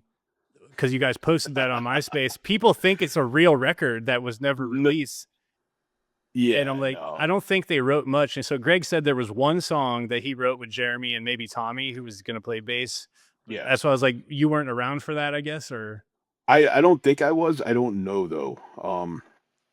It's really after that last tour, it's kind of a blur of, how things transpired. I don't even remember you officially quitting, to be I don't honest. either. I think maybe you just didn't show up. Yeah. We're like, hey, Paul, we got practice today. Okay. Yeah. You just didn't show up. All right. Um, no, but I think I do remember going down there just to hang out with those guys, and party with those guys. There's pictures from that Halloween. That was Halloween that somebody put up that picture and said, new album, fuck everything, or something like that. Yeah. I Um, knew knowing you guys that like that was a joke, but oh yeah, that's yeah, it definitely was. yeah. Yeah, but I think maybe those guys did practice and did play some with Tommy. I don't remember. Maybe I was at one or two of those, but I really can't put my finger on it. I think if I remember correctly, Tommy messaged me and we were talking about that, and he said the end was basically like one day there was supposed to be practice and everyone partied all night, and then like nobody showed up, and then just nothing happened ever again. It might That have was been that night. That might have been that night, for all yeah. I know. Yeah, But it was I think it was I think the way that it happened was poetic. It was a flash in the pan, and it made somewhat of an impact, obviously, on some people. Um, whether a second album would have done any good, I don't know. I think it existing on its own is probably for the best. Yeah. I think that's what it's like, musicians who put out one thing and disappear or they die or whatever, it makes Yeah, it more special that like, oh, this happened once and it means a lot to me. And then yeah, that's why you see yeah. 20 years later, people still caring, which is always going to be crazy to me because we didn't know what the fuck we're doing. But Oh yeah, yeah. But I mean, going back and listening, it is still unique. I think in its own right. And I'm not very well versed with what's out there these days. I, Um, I'm not either, but I've never heard anything like it yeah, still. still, Yeah. still, yeah. So very proud of it.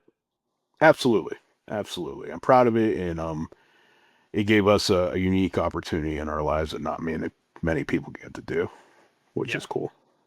Yeah. The someone else said on here, the worst day on tour is still better than your like best day at home at a normal Oh, job.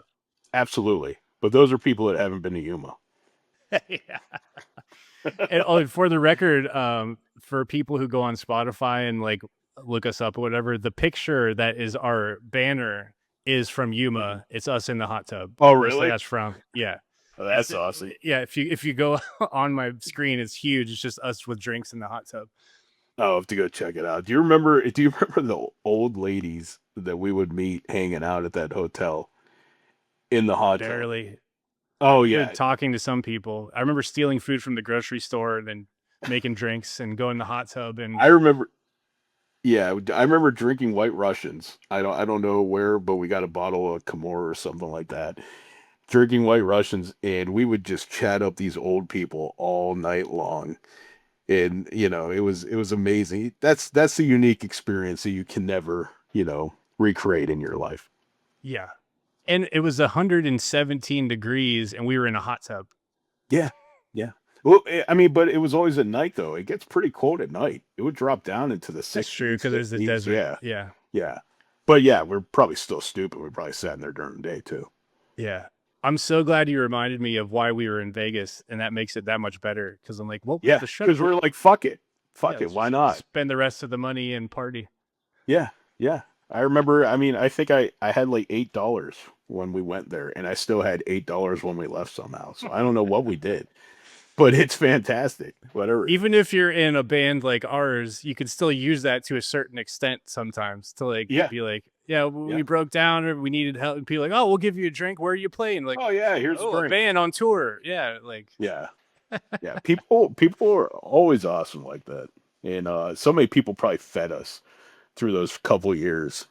yeah, Fed us, gave us places to sleep. I remember. I mean, there was a couple nights we did have to sleep in the van, which were rough. yeah. Um, rough nights. Georgia was probably the worst. Georgia, the humidity, and it rained, and we were all stuck in that van, and it was awful. I don't remember that. I remember it because I was on the roof trying to sleep when the rain started. That's what Greg was talking about.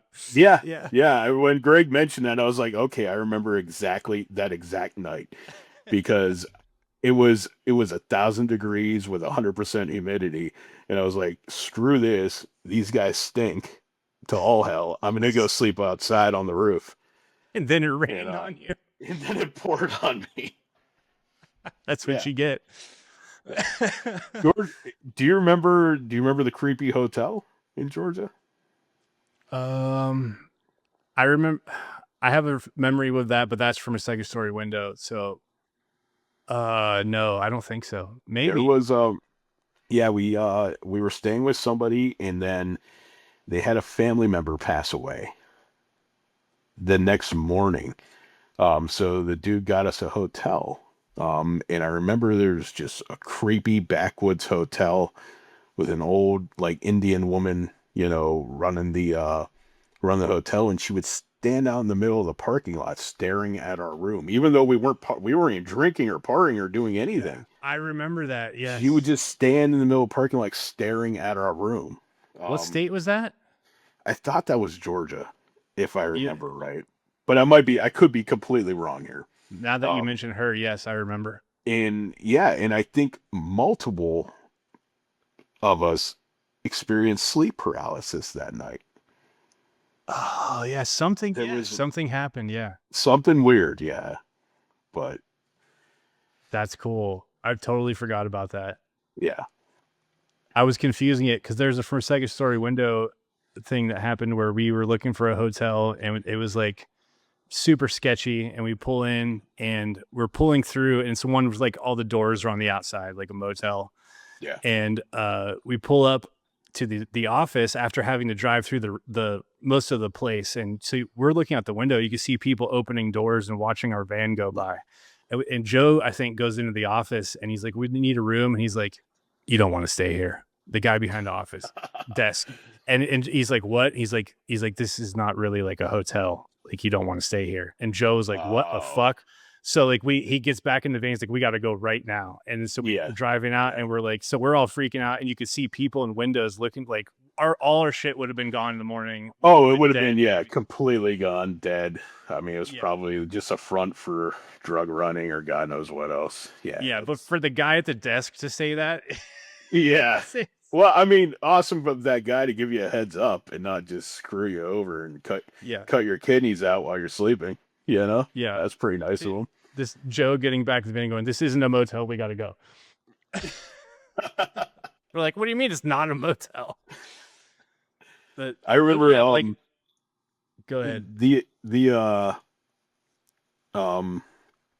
Georgia was weird. There was a couple of other weird spots, but it's hard to remember. And then I have these weird flashes of us staying, I think it was Salina, California or something like that. We were there for like 3 days, 3 nights, just hanging out in these people's house, eating all their food and drinking all their beer, which was awesome.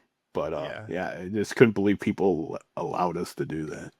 The situations you get in when you're broke, but you have to be out there, and you're just always asking, like at a show, we finish playing and you go, if anyone could let us stay over tonight, that'd be cool. And someone almost always would say, yeah, come stay with me. And you have no idea where you're going. It could be this nice, fancy, beautiful house, which you get surprised with sometimes. Other times it's a trailer park. You never know what's going to happen. You never know. It's like, okay, yeah. I remember when I went on tour with FASSW, that last tour of your guys. I was with you, and it was my job to find somewhere for us to stay every night. I forgot about that. Yeah. Was that the tour we broke up? Yeah, that was the tour that ended. Yeah. Wow, I forgot you came with us. That's awesome. Yeah. That was my vacation that year, to come out on the road with you guys for it was a week or 2. Man, how has no one else brought that up? All our memories are so shit. I know, but I remember, it was. I remember it because I was like, wow, I wish Robinson and FASSW could have toured together. Yeah. Because that would have just been epic. Just because of the group of people, it would have been great. Yeah. Man, that's crazy. Yeah. Yeah, and then like that band ended sort of the same way. It was just like, we're not making any fucking money, and this sucks, and like everyone was miserable, and people wanted to start having kids and lives, and it's a life change. Life changes whether you change or not. And it's expected. We all could have benefited from like a good manager to like guide you and make decisions like, okay, don't take this 8th tour in a row and write a new record now. That tour, you guys should have never been on that tour. No. Everybody, all the other bands on that tour were cool and everything. Everybody was really super nice, but musically, it wasn't a fit. No. Crowd wise, it was not a fit, and you could tell those guys were beat by that tour as well. Yeah, it was too much, and it was just like it was just ended in a parking lot, like a lot of bands. Like when we got home. Yeah.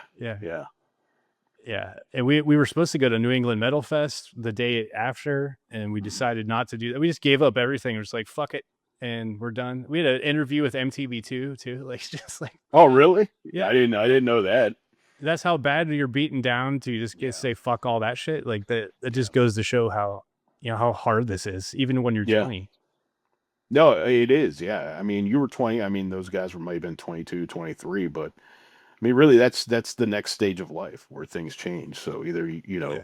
either out of high school, you go to college and you get set on that path, or you drive around the country like a dickhead, like we did, and then you come home and you work and you settle in.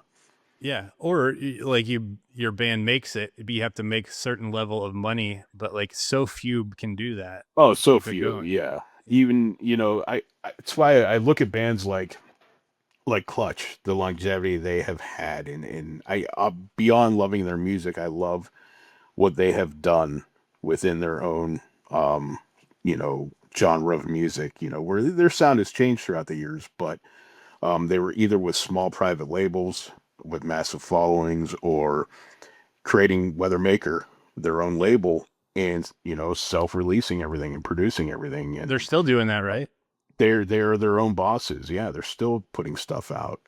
Yeah. It just amazes me to have that type of underground following. They are the top level of underground followings that I've Yeah. always wanted.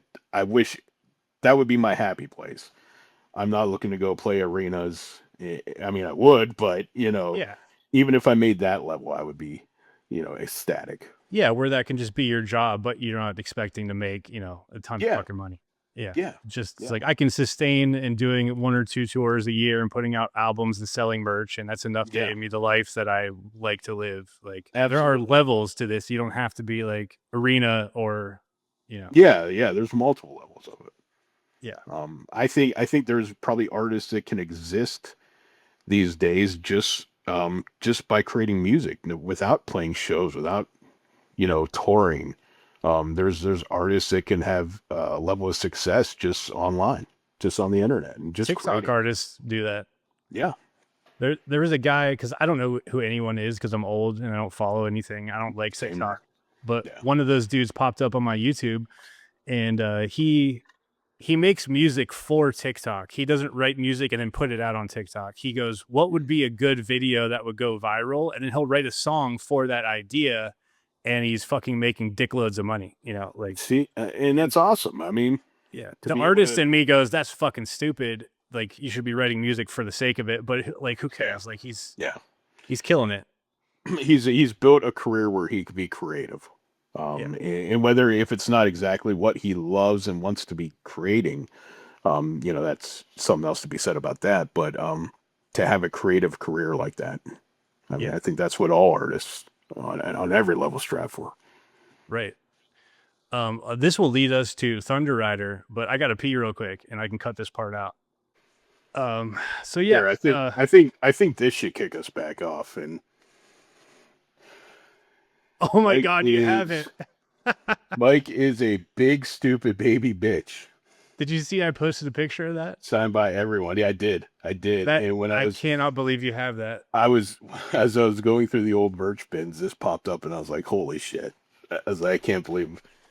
I mean, those bins have been down in my basement since I lived at the apartments when we broke up, and those bins were moved to two, three other places, and just came back here, and I never opened them. So they're just frozen in time. Yeah, That's crazy. I forget that you had that shit because like Joe always has all our merch, and yeah. I didn't think about like you're that guy for Robinson. You had everything. It's part of being the band dad. You gotta It, it you gotta is. keep the archives. You made sure the van always had the oil change. Everything was good to go. Which I don't even know. I don't even know if we did properly, but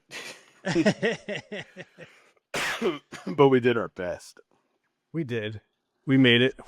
I'm sometimes still surprised we are made it alive or Oh, made there it was home time. alive after 2 tours across the country. So, do you remember the worst one was I don't know where we were. We were driving, I think maybe through DC or just left DC.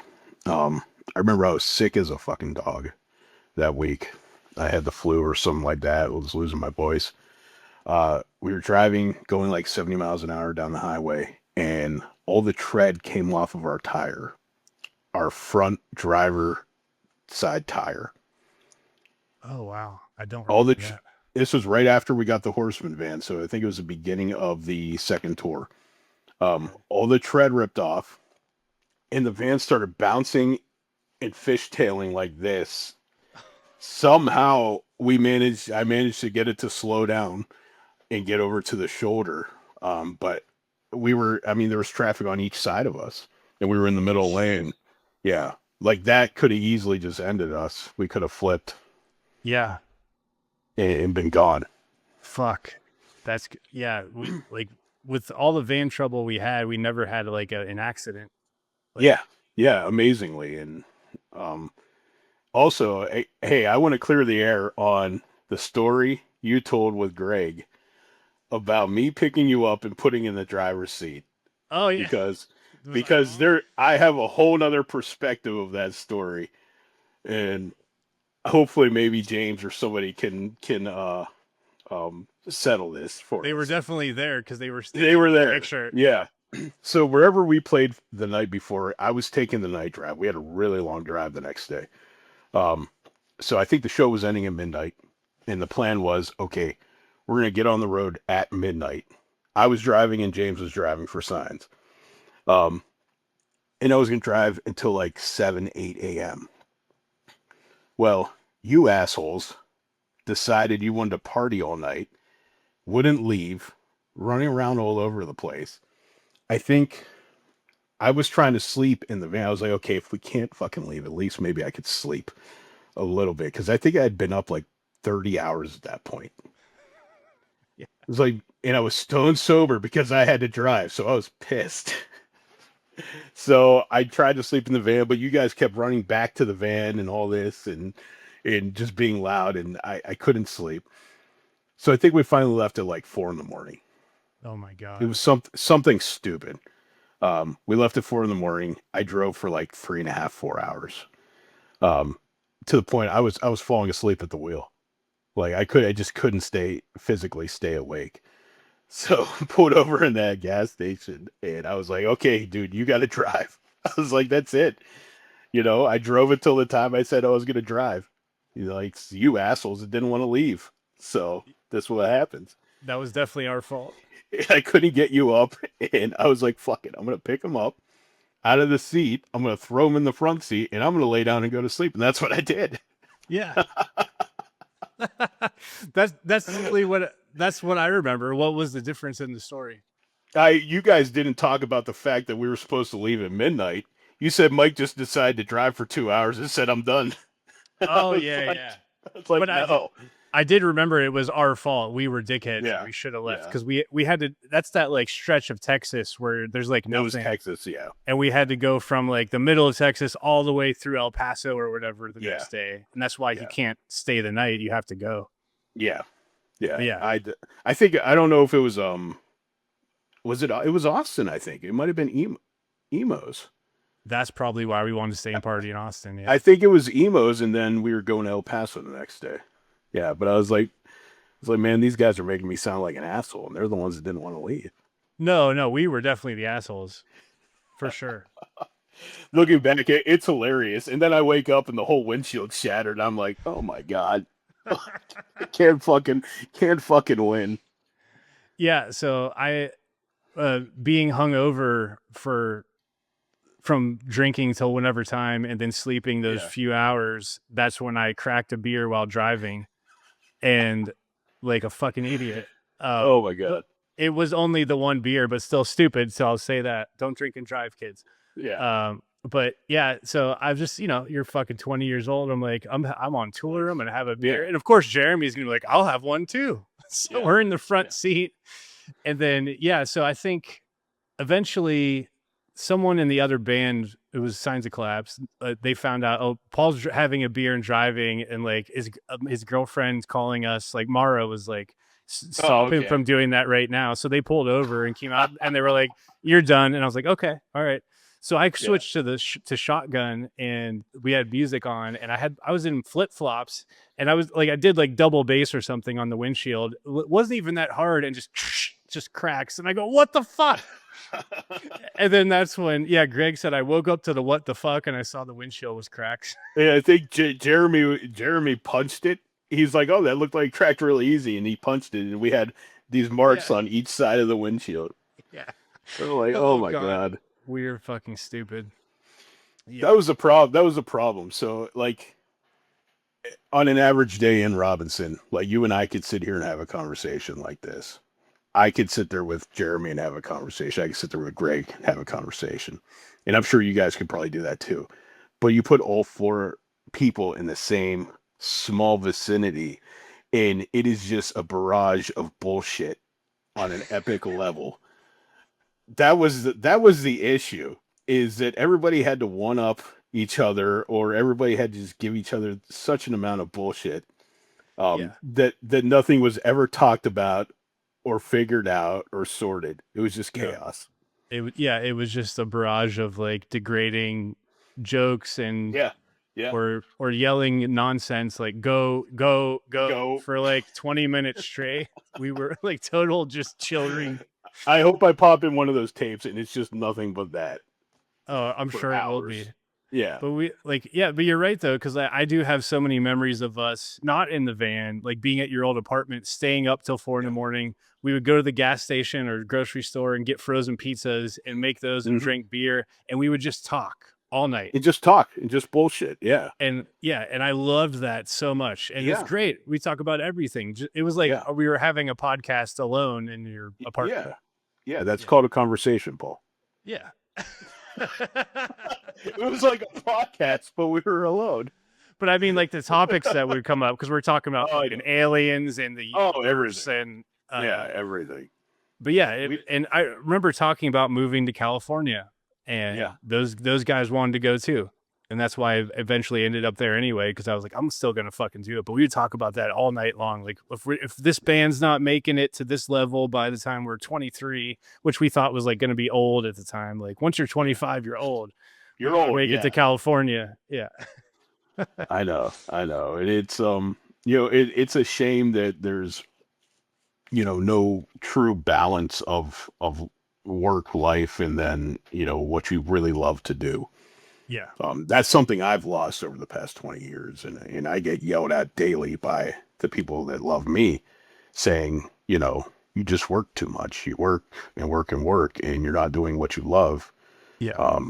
And at the end of the day, you do have to find that balance in life. Yeah. You have to force yourself. You do. You do. When I'm not doing anything creative, I'm just a shell of a person.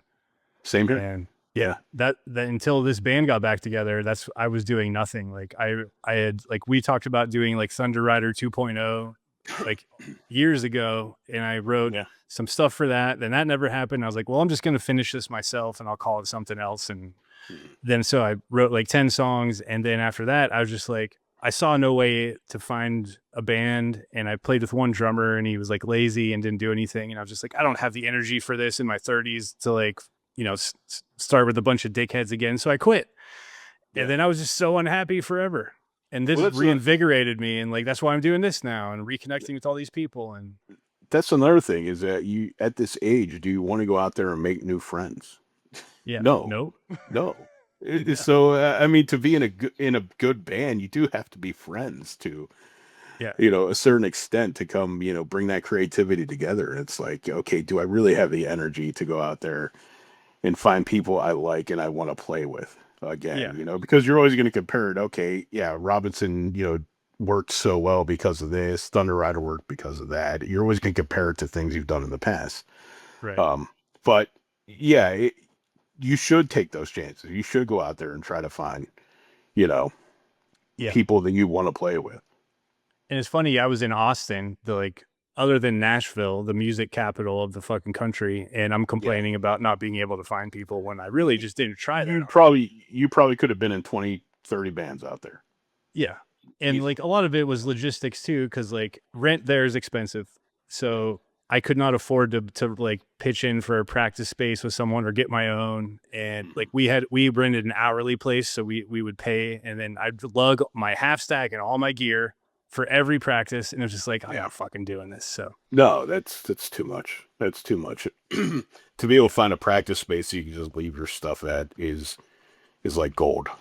Yeah, one that's not like a shithole where it'll still be there the next time you come back. And, yeah, absolutely. And they have those there, obviously, but they're expensive. They're expensive, yeah. Yeah, I mean, that's why we've always, either played in shitholes or played at our houses. It's always been one or the other. Yep. Harvey, chill out. I remember we had a practice space over on the south side of Youngstown with Slander, and um, actually, uh, I, somebody's yeah maybe Rob or Jeff's car got stolen there. It was just Yeah. it was a terrible part of town. I mean, It was you Rob's know, car. was it? Okay. Mhm. All right. Yeah, we should not have been on that side of town, doing what we were doing. Just so we were hanging out there all night, drinking, partying, being stupid, playing music. Um, and every city has a side of town that, um, you shouldn't be on at certain times of night. And Yeah. that was it. They stole Rob's car and they broke into Jeff's car, smoked a joint, and left it on the seat. Maybe was Jeff's car not worth stealing? It was probably that Bonneville at the time. Probably. Yeah. Yeah, I loved that car. It's crazy. Yeah. Um. So ThunderRider, let's get into Thunder that. Rider. Thunder Rider. Not Thunder Rider. The Canadian band, right? Thunder Rider. Yeah. Remember they messaged us and said you can't use that name. They We said, messaged "Fuck you." off." Yeah. Like we are this crappy little band in Youngstown, and we're just, kind of just hanging out, having fun, making music. We named it Thunder Rider. We knew there was another one out there, but we were like, okay, we'll just make it one word, But then I did something stupid and capitalized the R Yeah. on it, so it looks like two words. But they Yeah. messaged me personally. Was it on MySpace? I think they messaged you personally, or they messaged maybe you're running the MySpace page at the Yeah. time. I can't remember. And they said you can't use that name. We've had it for years. We'll sue you. Yeah. Whatever. And we've literally just said like fuck off because like you're in a different country. The laws don't apply. Yeah, yeah, you're in a different country. We weren't really, we were just a local band, Yeah. doing our thing. It's like wasn't a big deal. No. No, but I mean, listen, sorry guys, we didn't mean to take your name. You guys are good in your own right, and you've been around much longer. But it is a cool fucking name, Yeah. and that's what we wanted to go with. Did you come up with that, or how did we? I did. I did, and then I was super pissed when I found out there was a Canadian band named ThunderRider. Yeah. And Well, as long as you came up with it, you still came up with it. You didn't see them and go, "We want." No, I didn't see them. I mean, they're like, I don't know, they're some weird, rock metal, 80s type band, I think. They're what you would picture when you hear that name. Yeah, not us. But no, Thunder Rider was that was a blast. It was literally what it was supposed to be. If Robinson and FASSW was, a blazing inferno, Thunder Rider was a backyard bonfire, and it was a really good time. That whole process. And my favorite part of it still was again the writing process. Playing all the shows was great, and they were fun. But God, I would have been happy just writing with you and making those songs. Yeah, it was kind of like because Robinson was done, for Second Story Window was done, and this was the point of what the fuck do we do with our lives now? Yeah. And we still want to play music, and I didn't even plan on it because you and Ken had already started to jam on that stuff. Yeah, I bought I was like, okay, musically, what do we do? Ken and I were still working together. I was staying at his house for that time. And, Ken and I were in Riff years ago. So like, okay, let's start playing around. I went and bought a drum set, and, I was starting to play guitar a little bit more, at that time, or trying to. I've never been great. I have short caveman fingers, and, I'm too stubborn to play the bass, and, I really wanted to play guitar, but yeah, then I forget I don't know how long FASSW was broken up.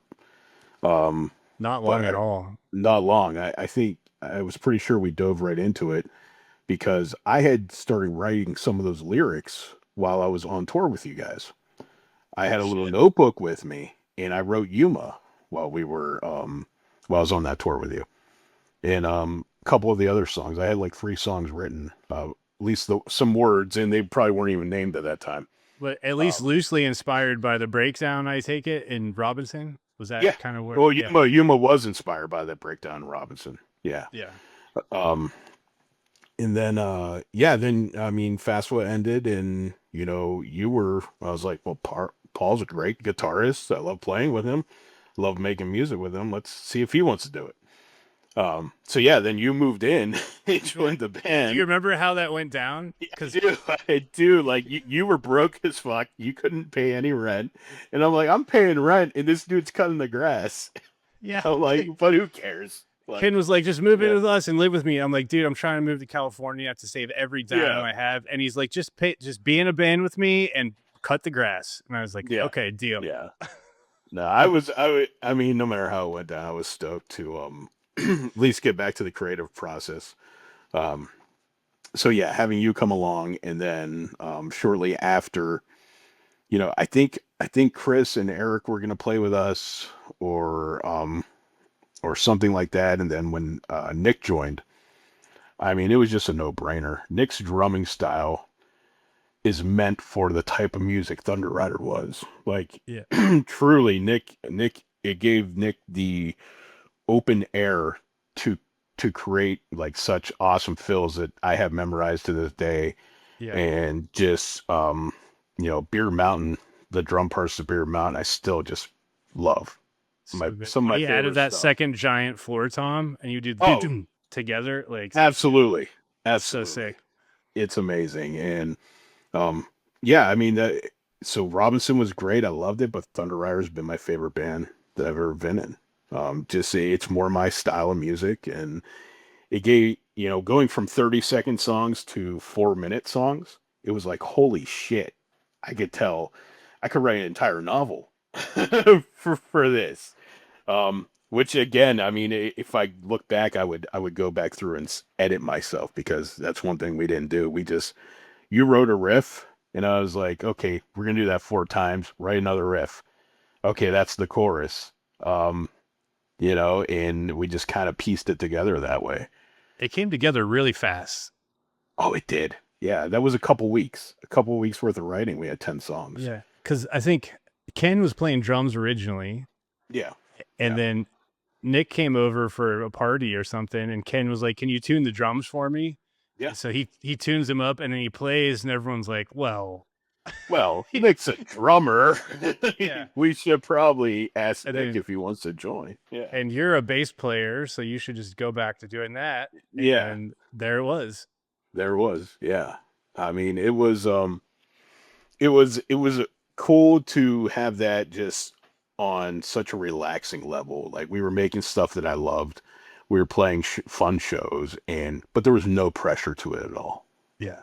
Which was great. I said that same exact thing in the intro when I recorded earlier, talking about this band. I was like, oh, really? Like, yeah, we all came out of like our previous projects, and there was like, we weren't trying to make it. We didn't have a label. There was no deadline. Yeah. There was zero pressure. The music was simple and fun. It was just a breath of fresh air for everybody to just be like, we can just still play music and have fun for once. That's what. It was. I mean, it was a little more pure that way, because we were just writing what we wanted to write. We didn't think about, okay, genre wise, like, if you listen to the music by itself without me, it probably fits in, some genres, and then you add me to it, which I don't have a clean singing voice. I think it creates something a little unique in that sense. Because it's very, in our heads, it's more rock and roll than it is. It's very metallic guitar wise. And if you listen to blues-esque. If you listen to track 3, like track 3 is like it's metal. Yeah. But what was it? Black Seas. Yeah. Is the name of the song. I mean, that could be a Mastodon song. Yeah. Some of those, that riffiness and some of the drum parts that Nick wrote to that. And I didn't know anything about anything, because all I had played up to that point was FASSW and Robinson, and I never took guitar lessons. I didn't play a rock riff in my life or write a rock riff in my life, nothing blues based. So I was just like going, this sounds funny to me. Like, this sounds like a funny rock song. Funny. do, you know, and like, Yeah. but I loved it at the same time, like not making fun of it, but it was just like, what would this style of music in my head be? It's kind of a caricature of like rock Yeah. riffs because I didn't know what I was doing, and like my leads are terrible. I'm cringe at those, but Yeah. a lot of the riffs are really good for never playing that kind of music. Yeah. And you say your leads are terrible, but you know what? How much time did you take to make them better? Oh, We didn't zero. take it. It was zero. We didn't take any. I'm sure if we would have put some more work in before we recorded, it would have, excelled. Yeah. Like Yeah. Eric, not Eric, Chris came in and played that lead on Beer I Out, and and I love it's that lead. it's so good. Yeah, To but this he was like, he knew what he was doing. He's a classically trained Yeah. guitar, Yeah. and I'm like, I don't know what that scale is. I would have to individually one note at a time go, does that fit? Yeah. And Yeah. I mean, that's why Beer Mountain is probably my life anthem now. I mean, I don't listen to my own music, but I'll still throw that song on, yeah, here and there, just because it is such an epic song that I love so that is so stupid. yeah, Yuma and Let It Ride were my favorites. Yuma and Let Her Ride. Yeah. Yeah, there's something about Let It Ride that sounds like that's an anthem. That like, Yeah. I don't know. Yeah. Yeah, That's one of those songs where I was like, okay, you know, if you change the guitar tones a little bit and make some other altercations, that almost could have been an ETID song. yeah, Just that kind of whole Vegas-y, vibe to it. yeah. But again, like, yeah, I listened to back of that song and I'm like, I should have done some editing because some of those songs I'm just from beginning to end nonstop, and it would have been more effective if I let some things breathe. Yeah. Yeah, but our first go doing that at that age, I think it was pretty damn good. Absolutely. Because I have a lot of people too say, of all your bands, ThunderRider's my favorite. And I'm like, oh, thanks. Like The band that we just played in Youngstown. Yeah. yeah, Yeah. that we wrote everything in 2 weeks, and then And then recorded, and recording at Vanetti's, that was cool too. Having like that was the one time we had probably all the time in the world to record, unless yeah, Mike was getting impatient. But again, we just did it really fast. Like, I remember I struggled for a couple days.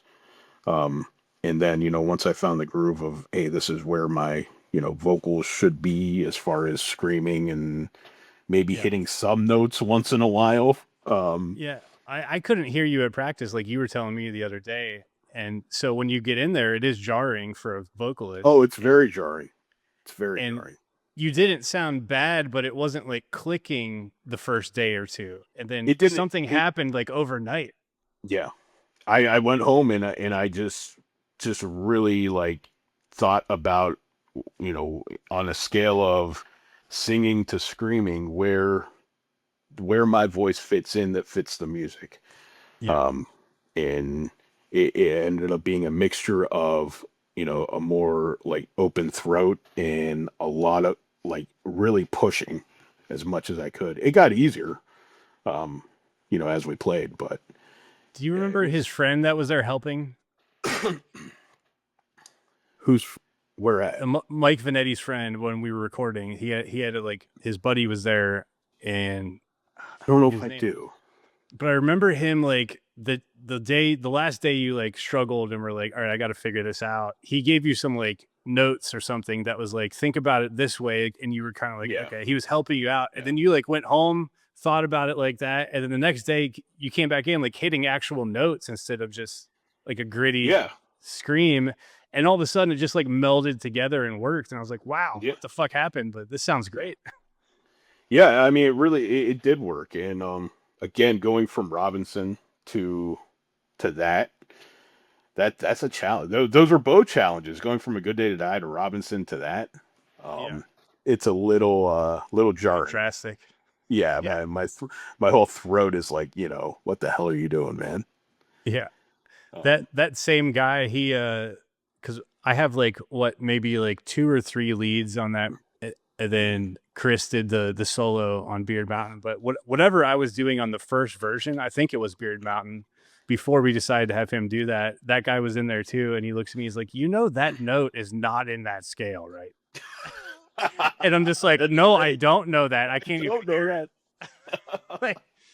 like I had never ever in my life played a real scale of any kind, so it was just like one note at a time. Does that sound good? And to his ear, he was like, that is not what you should be doing. I know what you're trying to do, but well, I mean, all of that is what we should not have been doing. I mean, that was a match, that was members of FASSW and members of Robinson, creating something that they've never done before. Which is, I think, why it's, so unique, at least to me. And anybody who does listen to your podcast is probably like, who the hell are they talking about? But I don't know, maybe we'll have to try to get it on streaming or something someday. No, I said that too in the intro, because like I brought this up a couple times when Nick was on too, and I was like, I'm gonna get it on streaming. So for anyone who likes heavy Southern rock, whatever you want to call it, so I was like, I'm gonna make it a point to do it after this one. We can use CD Baby or whatever. It's really easy. Is it okay? Yeah. So I have, and I would love files. Yeah. I would love to know if does Vanetti have the master still. I have a CD master. I don't know if that's helpful at all. I want to say he said he lost that hard drive or that old computer, because if he did, I would have it remixed. And I would love it remixed because it needs a little love. Yeah. I'm pretty sure he doesn't have it, but I'll double check from the last time I talked to him. But that would be cool. But yeah, we'll definitely get it out there. It seems like after we record with people, they either lose their hard drive or just set it on fire, or they disappear off the face of the earth. Yeah, I see what happened with Cole. Yeah, I see a trend here, Paul.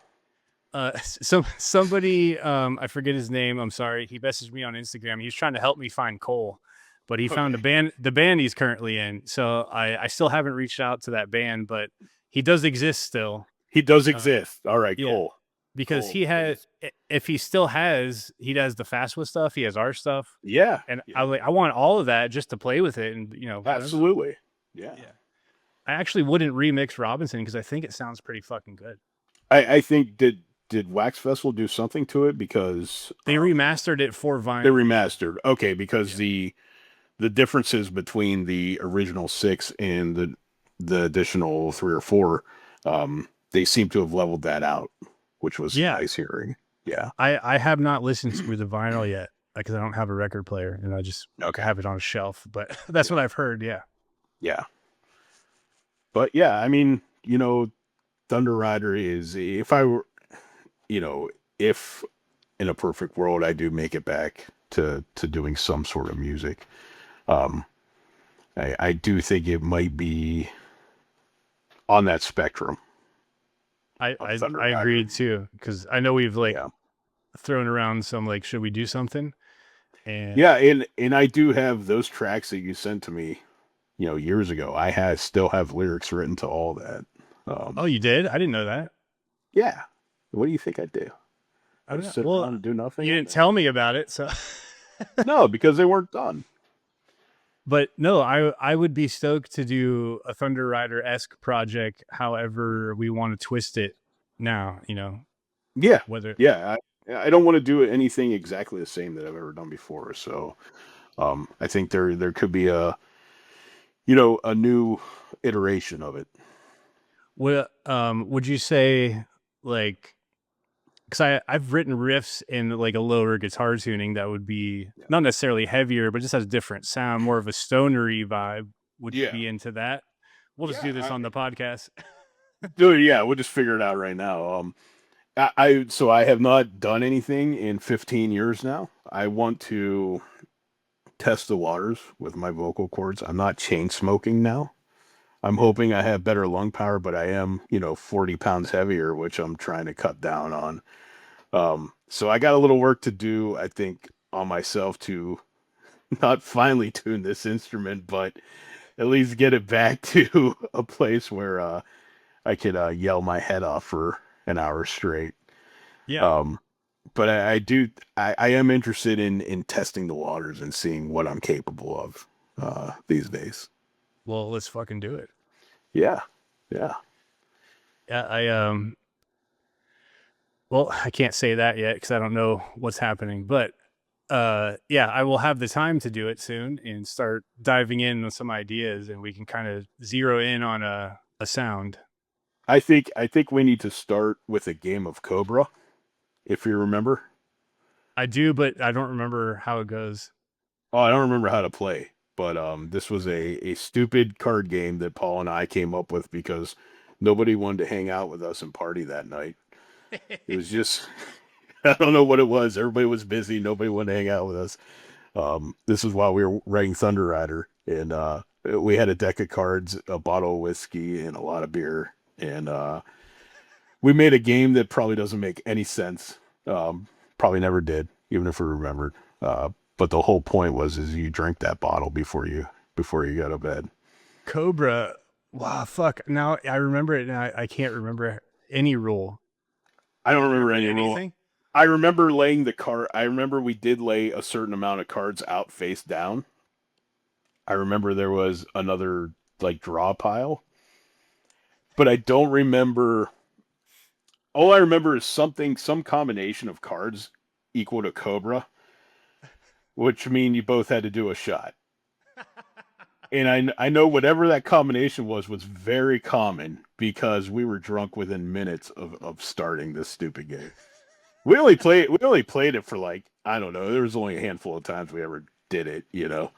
Yeah. But I think that's where most of Thunder Rider came from was Jameson or Tullamore Dew. Yeah. That I will say too that like that project was the most organic, like just flowed out of me type thing where it wasn't forcing. You could tell because I mean you would sit down to write a riff and you sat out in that big living room at Ken's house and you were like, okay, I just wrote 4 songs. Yeah. I'm like, okay. It just felt good to like finally be able to go verse chorus and like just let a song breathe and there's 2 parts that go really well together and just feels good. And I don't know, it's just all that repressed shit I couldn't do in any of these bands. Yeah. And again, we were always playing something we didn't listen to a lot of. And even Thunder Rider. I mean, it's everybody compared us to Clutch. Said the closest thing they was Clutch and a couple other bands. But I still think we weren't on that level. I mean, no, we didn't sound like Clutch. I wish we sounded more like Clutch. I wish I could sing like Neil does. Yeah, but I can't. Yeah, like we had our own version of whatever the hell that was, and I don't know, it felt good. But like I know in my head what I wanted it to be, and we got as close as possible. I guess. Yeah. Like I always wanted a more of a rock and roll tone to things. Yeah. To balance out the metal side. And I think that's what I would do this time around because I know a little bit more about blues and stuff like that. Mm-hmm. So if you could probably hear that in the demos I sent you, but oh, absolutely, yeah. I think they're Thunder Rider-esque, but they're not what Thunder Rider was, which is a little bit more like Royal Blood kind of thing, which I love them. I say like I knew who you're talking about. Oh, I've heard Royal Blood. I've heard the name, but I haven't. I probably listened to a clip or saw a YouTube video once and then I never went back to it. But when we get off, I'll send you a couple songs because to me, when I heard it with different vocals, but they were like, if there was a commercial version of Thunder Rider that made it, that would have been, okay, absolutely. They're great. But more different vocal style from you. He's singing. Yeah. Another thing too, I mean, with Thunder Rider, it's like we got to play with all our friends again. I mean, like Nick, I was playing with Ken, who I hadn't played with in, decade. And then, I was in Robinson with you, but then getting to play with Nick and Rob.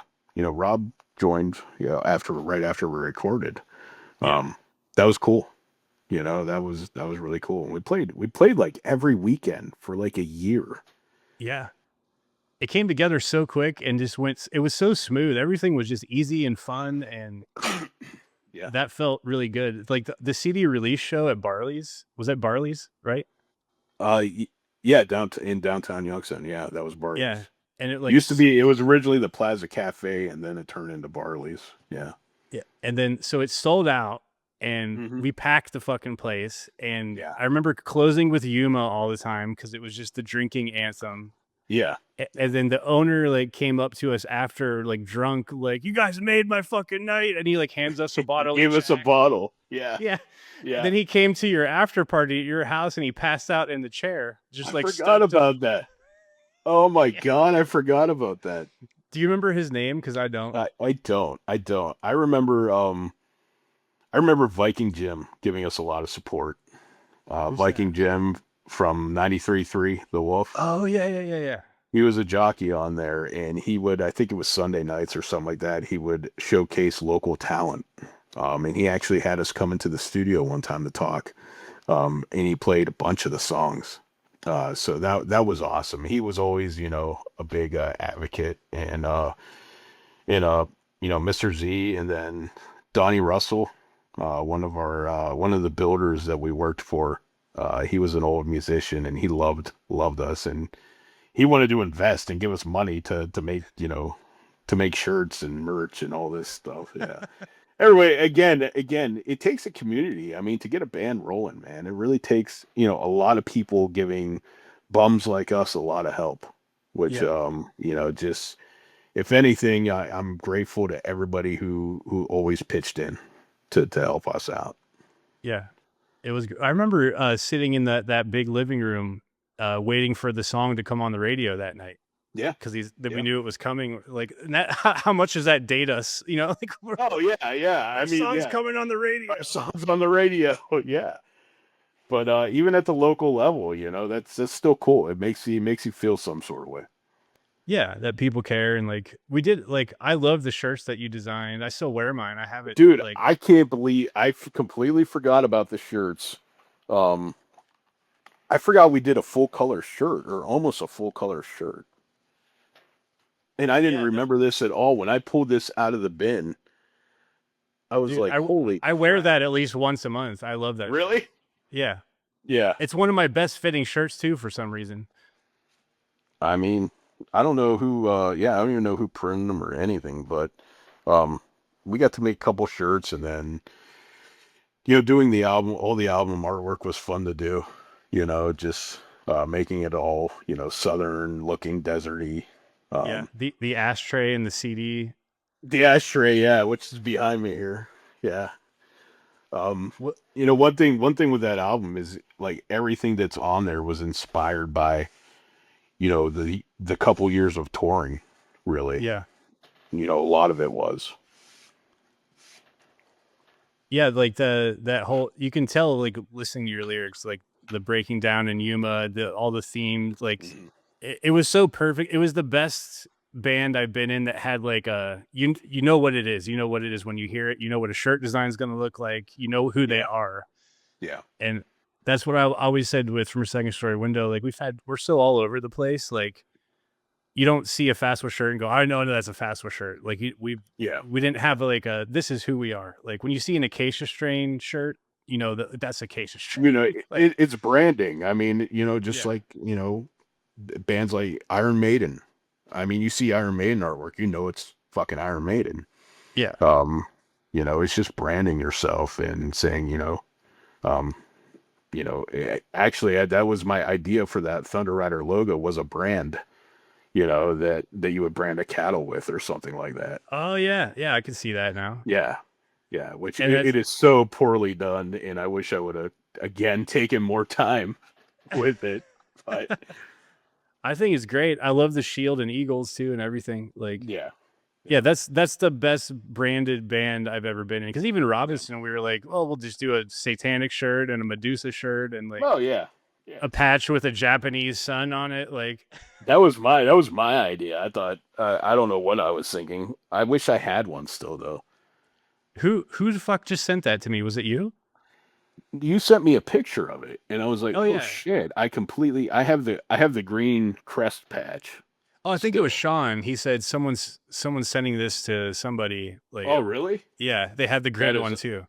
Okay, I have the green one, but I don't have the white and red one. Yeah, I completely forgot that existed until I sent that to you when he sent it to me the other day. That's crazy. Absolutely. And do you remember the Pope shirt? the picture that did I send you? Was the it picture? the skull guy doing? Yeah, Looked like yeah. out It for was cowboy shit. yeah. It was like the Pope, with basically a bull skull. Yeah. Yeah, Yeah, I remember that one. And then I cannot believe you have the screen of the Four Horsemen shirt. I do. I do. We should get Joe to at least print you and I a copy of that. Yeah, the people listening, you're like, no, do a merch drop. And I'm like, I'm not trying to drag the reminiscing of this band out for years without doing anything. Okay, and so we waited what 20 or almost 20 years. We'll wait another 20 years, and we'll do another merch drop, guys. Yeah, good promise. Well, Joe convinced me to do it because of the streaming thing. It was like that's a good reason. Like, okay, it's on streaming. We're celebrating with a merch drop, but like, I just don't. No, that was like we're forever printing merch. No, that was a really cool surprise. Like, thank you to Wax Vessel for doing that, and thank you for doing all that work to get it on streaming, and Joe for setting us up with a store. That was really cool. And the pins are awesome. Yeah, I have a box for the whole band, so I'll give you a couple. I think he gave us 2 of each color. Also came with these cool cards that so that's what they put them on when they give them to people. Who redid the album artwork and everything?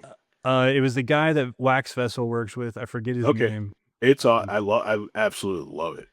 Yeah, he's so good at that. He like keeps the original idea intact, but like yeah. The only thing, like, I like our original album artwork. It's a little dark. Like you could barely even see it. You can't tell anything. But I think that added to the mystique of it. Yeah, because what else were we gonna do? Like, we don't want bright colors on a Robinson record. You want it to be dingy and yeah. Otherwise, I just want it to be like a black cover. Just look like the Black Album. Perfect. Yeah, basically. Yeah. Robinson the Black Album coming 2026. Robinson the Black. Great. Now we're gonna get sued by Metallica as well. ThunderRider and Metallica are coming our way. Well, is there anything else you'd like to cover before we get out of here?